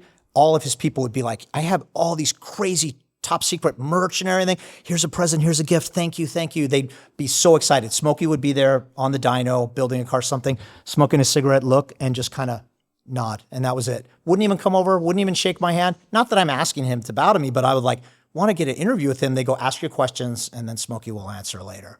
And that's how we did the interviews with him. It was so weird to me because he was so just like American journalist, whatever. And there was, after we started doing it, there was a line out the door when we get there. We'd get I'm not first sure right if of that's refusal. endearing or not, because it's actually kind of gangster, It's- but at the same time, like, But it's kind of disrespectful too. It is super You've made the disrespectful, but at trip the over same there. time, it's like he was so about He's the in the cars. zone, bro. He's in his thing. And he's not that character that like, even when there's like, even though you want him to be. who is it? I don't want to call her out, but there's an influencer now that does the engine sounds and all that stuff. And she was over there with him and she put him on the spot and he's just there. Okay, hi, I'll do the cat whiskers and everything. But you could tell he was uncomfortable. He's like, he puts it on when he needs to put on. But my whole story is Smokey is your tuner. Koyama-san is your tuner. HKS is a giant faceless corporation that makes amazing parts and they throw money at things. And they come in like a Goliath in a field of Davids, you know? So as much as I love HKS, you know? Absolutely. But So you just, by that saying, do both of you feel like HKS does not deserve the number 1 or the number 2 slot because of that? that's my argument, yeah. Because I have a This is blowing my mind. Yeah, same. I have thought a HKS would be hard at the time top. agreeing with that because I think of all of the things they like. I think we're getting stuck on this one point, which is like, is a tuner a single person or is it a brand or a company of people who do things? Like I think while there is the romanticized version of the single person tuner, there's great race shops that are multiple people who do things. Right? They're being And- penalized for being a big company. and it's like I think we're penalizing them on that side. But there's something like if you go through the history of what HKS has accomplished, what they have done, what they have built. Pretty I mean, epic. like Mitsubishi reached out to them and was like, "Can you do our engine program for the for 100%. Group B to race against the greatest in the world?" Again, I'm seeing a trend here.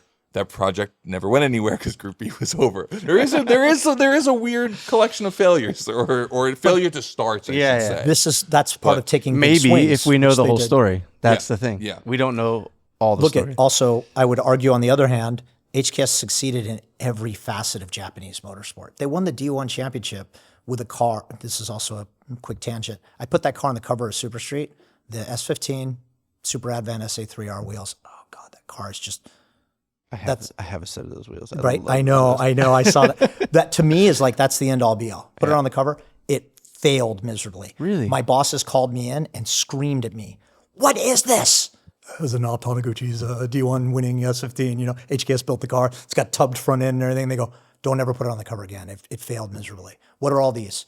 yellow EK hatches, more yellow hatchbacks, more yellow Honda hatchbacks, more of those, more of those, more of those. And they were just like, stay in your lane. And I'm like, dude, I'm taking. Now everybody's like, oh my God, I love that car. I'm like, where were you? Yeah. Where were you when I put that magazine Why didn't you out? buy that? Why didn't you buy that issue? Nobody thought like S chassis were cool in like the late 2000s. I mean, or sorry, late 90s, early 2000s. Like maybe there were definitely people who did, but it definitely didn't seem like cool. Hondas were everything. Like Hondas were like 90% of the marketplace. I think it was like Honda and Altezza were like the two cars that stood out in the early 2000s, at least for me. And again, I was a little bit more on the outside looking in, but those seemed to be the cars that like really gravitated to people. But now, again, this is the revisionist history. You look back at it, and people are like waxing poetic about that, about all the S chassis cars, and it's like they may have been more important in Japan for sure because drifting was already there, but like pre-drifting in the U.S. I was not aware of it. I will say there's a guy, you mentioned him earlier, but there's a guy who doesn't really ever get his flowers, and that's Ricky Chu. He did an S14, a 240SX USDM car, and he did what's called the strawberry face, where he did the S15 front end. Also, very first crew to swap an SR20 into an S chassis, and they made it work and they made it run. I happen to know the girl that was on the cover of that issue of. No, I don't actually. Aiko. I'm thinking of something else. Aiko was, but Aiko was there. Yeah, Aiko, yeah. So there's that one. God, and then, those were the days. I mean, like when you go back, and now when we talk about flowers, I'll give Chris Forsberg his flowers. First one to swap an SR into a Z33. That's Signal Auto. Love him to death, but they claimed it and brushed poor Chris off to the side. And they said, who was the first guy to put a VQ in an S chassis? Signal Auto. I want to say that was Signal Auto, I think. The ones who've already been knocked off the list. Yeah, I know. All right, so let's get back to the top three, boys. Let's get back to the top I could be three. wrong on the Signal Auto thing. I think Top Secret was also playing around with VQs. And You're wrong. You're wrong, and I'll tell you who it was later. Okay. How about this? How about this? I'll give you guys the way I see the list. Okay. And you guys can argue it. That's adorable. That's adorable, Brian. It's adorable when you want to setting up a battle here. No, because I have a hard time arguing with you guys on this. You have way more knowledge, but I will just tell you from the outside. Okay. The way I would do it, this is how I would do the list. Is in number 3 position, June. Number 2 position, HKS. Number 1 position, Top Secret. Explain. Again, I keep going back to the impact side of things. I think that you cannot argue HKS's value in the space. And I think HKS and Trust are very similar, but HKS just a slight nudge over in terms of building iconic cars that really just resonated for me. Well, I think their breadth of product was a lot larger as well. Like they got into electronics. Like I don't think Gretty really got into too much of the electronic side of things. Unless they were I'm wrong. late to the game. Maybe they did some gauges and stuff. By the time they did all the Profect B stuff and everything, that was HKS was already off and running in that space. I mean, everybody wanted a turbo timer back then. Oh my God, wasn't that so cool? So cool. Think about My that. My car's still running in the mall parking lot. Got to keep the oil temps right. My R33 still has one of those on it. Oh my God, it's the only car I haven't removed it from. I want to add it to a car that doesn't need it. Like it's not even a turbo car. I'm just like, I got the turbo timer on the oil cool like, you down. have ITVs on there. Like, I mean, they have this thing called remote start these days. And then I just think I think HKS almost deserves to be in 1, right? But I just think that when you look at all the parts that make a Japanese tuner, to me, impactful, it's like lore is a big piece of it. Like the story of what they did and the like sort of character piece of it, I think is important. I think accomplishments are huge. This actually might be making an argument why maybe HKS should be back up there. But I think in what they've done, HKS obviously a bigger company, so they had more accomplishments. First at 300, all these different things, right? But I think that you have in just sort of going out there and building something that was very different at the time. Motor swaps outside of automakers was not commonplace, which is now if you build a car and you put an engine in from the same automaker, no one's watching you on YouTube. Like we have moved to this kink where that is normal. Mm-hmm. Definitely sort of one of the early positions there.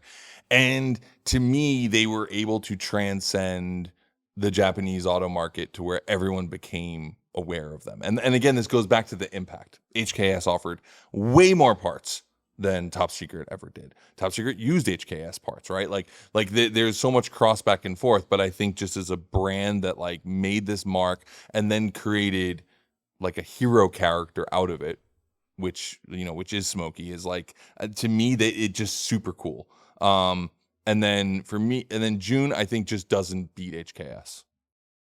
I think you could make the punk rock argument of like June was the everyman's HKS, and that's why they're better. But I think pound for pound, the HKS is just responsible for so much. They were the first. I just they were feel all like it's this, apples to oranges. right? It's I get so it. hard. I get it, and that's so the thing. hard. But I also completely understand if you guys came back and said, no, the right order is June HKS and Top Secret, because like maybe I'm buying too much into the cool branding and marketing, but I'm a branding and marketing guy, and like that, it's one of the things that sucked me in. Like I remember getting those issues of whether it was Max Power or Super Street about like some new thing that Smokey was doing, whether it was like running the Nardo ring or whatever it was. And it's like, he was going there to do 250. He did like 220, but it was still fucking cool, right? And it's like there was something that brand oozed coolness about cars that I didn't like until they did stuff with them. And like that is impact for me. Like I didn't really pay attention to Supras until like seeing Top Secret Supras and things like that. It's crazy because you can argue that HKS did all those same things. They just didn't have a face. But that's marketing's a big piece of the impact side of it. Yeah. But also when you talk about like the rapper's rapper and like for cool points, what would you rather see on a car? A Top Secret sticker or an HKS sticker? Top Secret. 100%. Top Secret is that deep cut, I mean, I don't know how deep it is. I disagree. Oh, really? Really? What? Go here. Okay, so here's my thought process on that. So HKS, if I see an HKS sticker, I immediately feel like that person has good taste in parts. They have money to spend on parts. They're building their car properly. If you've got a Top Secret sticker on your car, you're probably a fanboy. Okay. Unless you're driving around in a gold S15 or Super or something, and it's all Top Secreted out. That's different. That's a flex. That could still be argued for HKS. It could also, be. It could Top be. Secret, Are you saying Top Secret is the equivalent of being like, it's a band you probably never heard of because they're not on the radio? Probably. All right. Yeah. I'm here for that. Likely. And that's okay. Like, That's I don't probably think why I like it. I don't think there's anything wrong with that. to me, that's what I say. Top Secret is the mark of a connoisseur. Sure. HKS is the mark of a bandwagon bitch. You Right. know? It's You like, could. To me, it's like, yeah, it could be anything. it was like that. The whole thing about the grocery list of the roll call. That analogy is perfect.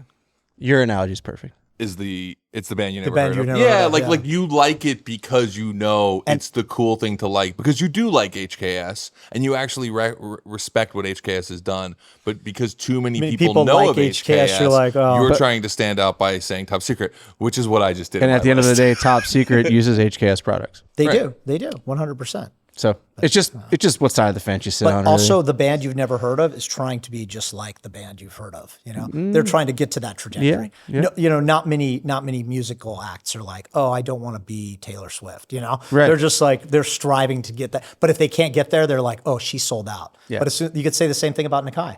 About RW. If I was in his position, I'd be cranking those kits out, smoking cigarettes, fly me in, film the video. Let's do trust it. He built an amazing life for himself. built an Yeah, empire. exactly. So it's like, you do, look at, like, it could also, Larry Chen, like cranking out his work, it's like, other photographers like, oh, they get bitter because they've reached that pinnacle, I think that's All right. What's your list? Because if I let you keep talking, we're okay. keep Yeah. going forever. No.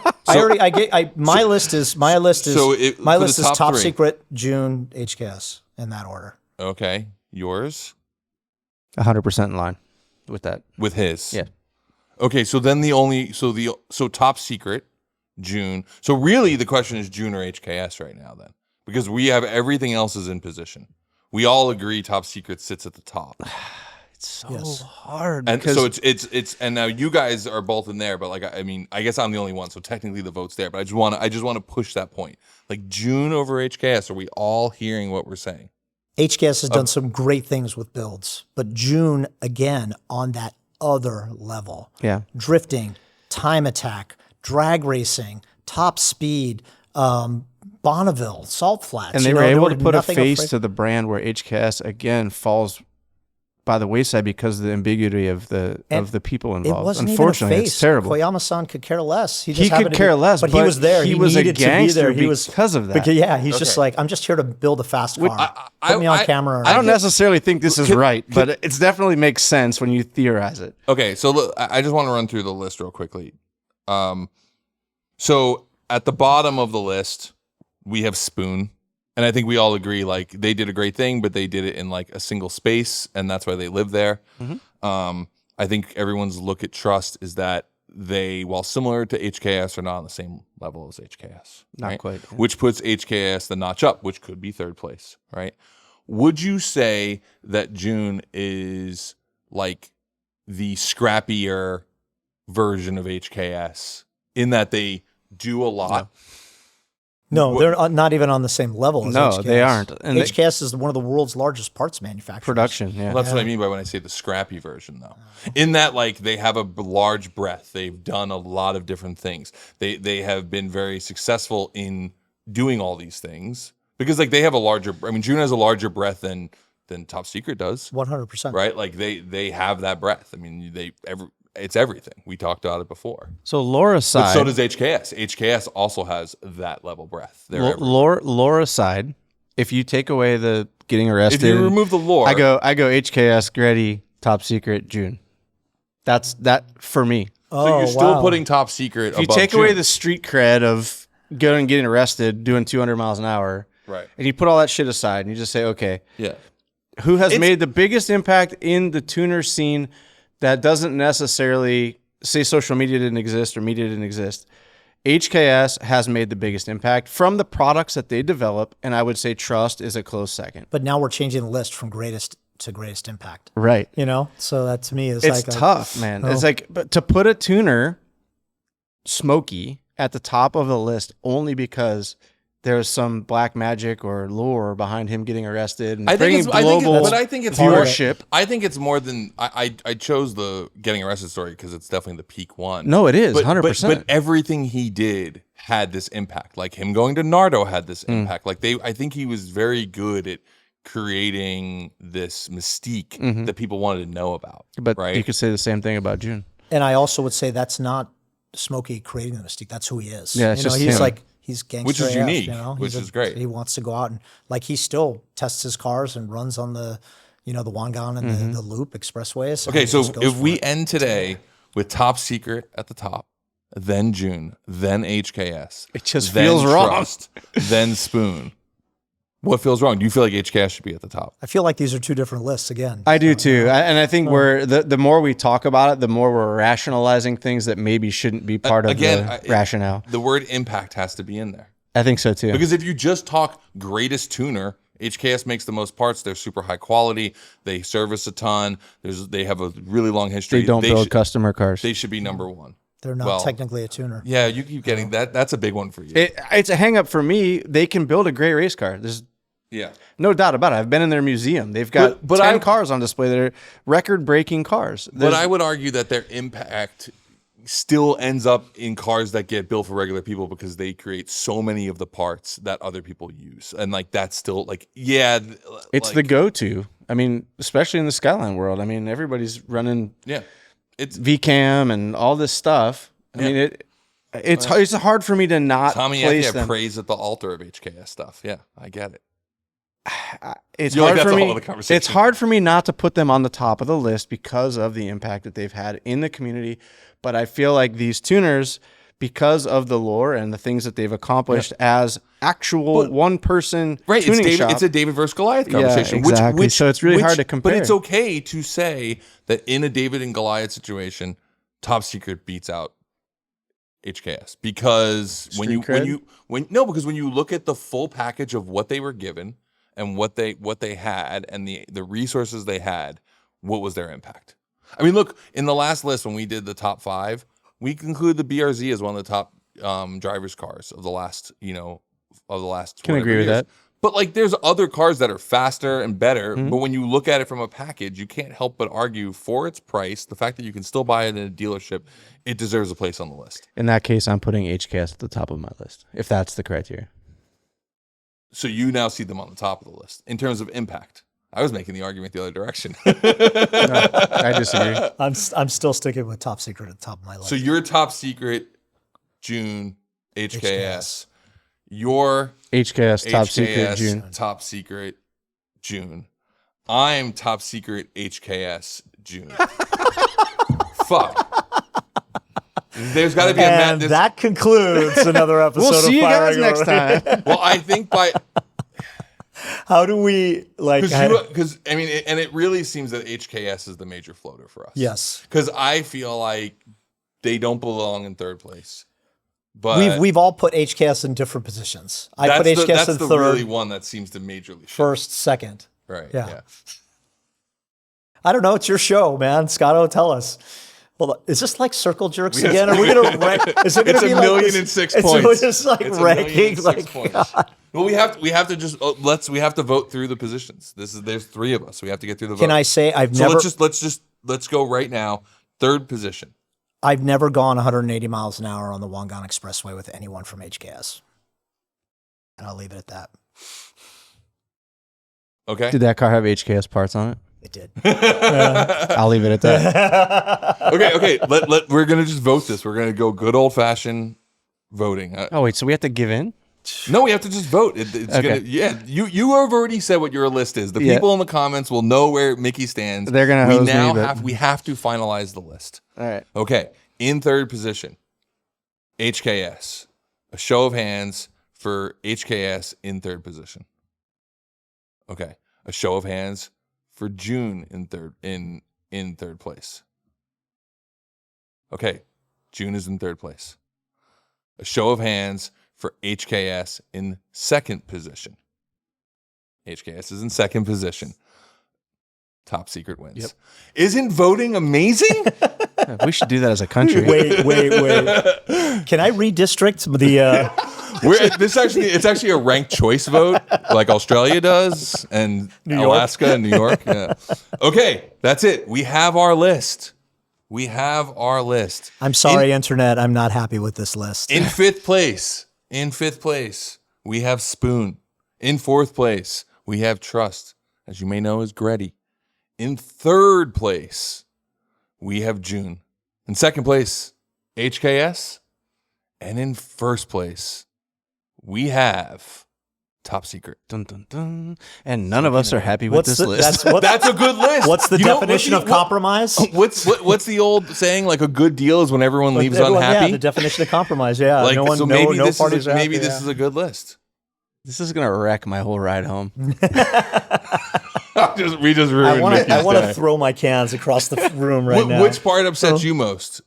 Is that June is in second? That June, yeah, that And June. you're no, most June's in third. I know. So Yeah, that they're not in they're second. not in second. And yeah. you're most unhappy I that think HKS should have been top. they're in second. But yeah, it's fine. I'm happy. I don't. So your flip of the list would be HKS 1, Top Secret 2. Mm-hmm. I'm actually not mad at that either. I think it could go either way.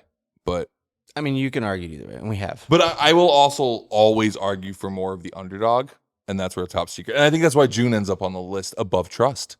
I mean, talking about June over Gretty is like already an underdog beating out a major. Yeah, And that's actually the story of this list is we have 2 majors, Trust and HKS. We're not even talking and about they're both Apex being and beat Blitz out. too. Yeah. Those are 2 Which other some were majors not even on the that list. didn't even make the Yeah. list. Yeah. Anyway, we're going to get absolutely ripped apart in the comments. Thank you guys for coming on the show. I appreciate That's the beauty of it. Everyone has an opinion. This is another episode of Firing Order. I hope to have you both on. We're going to muzzle Nads on the next one. Thank you guys.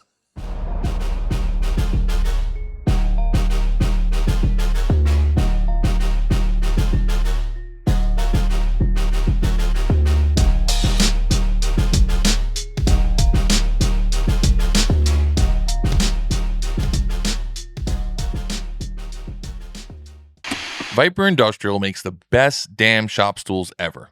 Go buy them. Okay, now that we've got that out of the way, I want to take a moment to really thank Vyper. They were the first to hop on and support Very Vehicular. When I hit them up, the immediate response was yes. We want the biggest package you've got. That's why they're the title sponsor. Look, they make a really great product, and I felt that way before this partnership. But they also do a really good job of supporting all of us in the car community. Think about it. They work with Adam LZ, Chris Forsberg, Grant Anderson, Travis Pastrana, Vermont Sports Car, and those are just the ones I can remember right now. So Vyper, thank you again. And as I was saying before, go buy a damn stool at vyperindustrial.com. That's Vyper with a Y. Of all the sunglass companies out there, you might ask, why Heatwave? Aside from them being friends of mine, they just make great shades. Awesome styles, cool collabs, smart tech. They even have extra large sizes for big heads like me. And for those of you wearing this on the job, they make ANSI Z87 spec safety glasses too. But what really attracts me to Heatwave is that they are physically a part of our culture. You will find them everywhere, from King of the Hammers to Formula Drift. You'll see everyone wearing Heatwaves at your local track day event. Damn, you might even turn laps with the co-founder Justin, because they're one of us. So, one more reason to choose Heatwave Visual to fix your face. I'm a tool dork. My obsession might even dwarf my addiction to cars. I love collecting unique and specialty tools, which is how I initially fell in love with Wera. First off, they just make aesthetically pleasing tools. They feel good in your hand, they have a great finish, their sizes are universally color-coded, and they are super strong. In 2 decades, I've never broken a tool from Wera. I wish I could say the same about my other tools. But the thing I like the most about Wera is that they create clever solutions for your wrenching woes, because you need over-engineered tools to work on today's over-engineered cars. So if you're ready to step up your tool game, whether it's the Zyklop ratchet or the Joker wrenches, find them at weratools.com.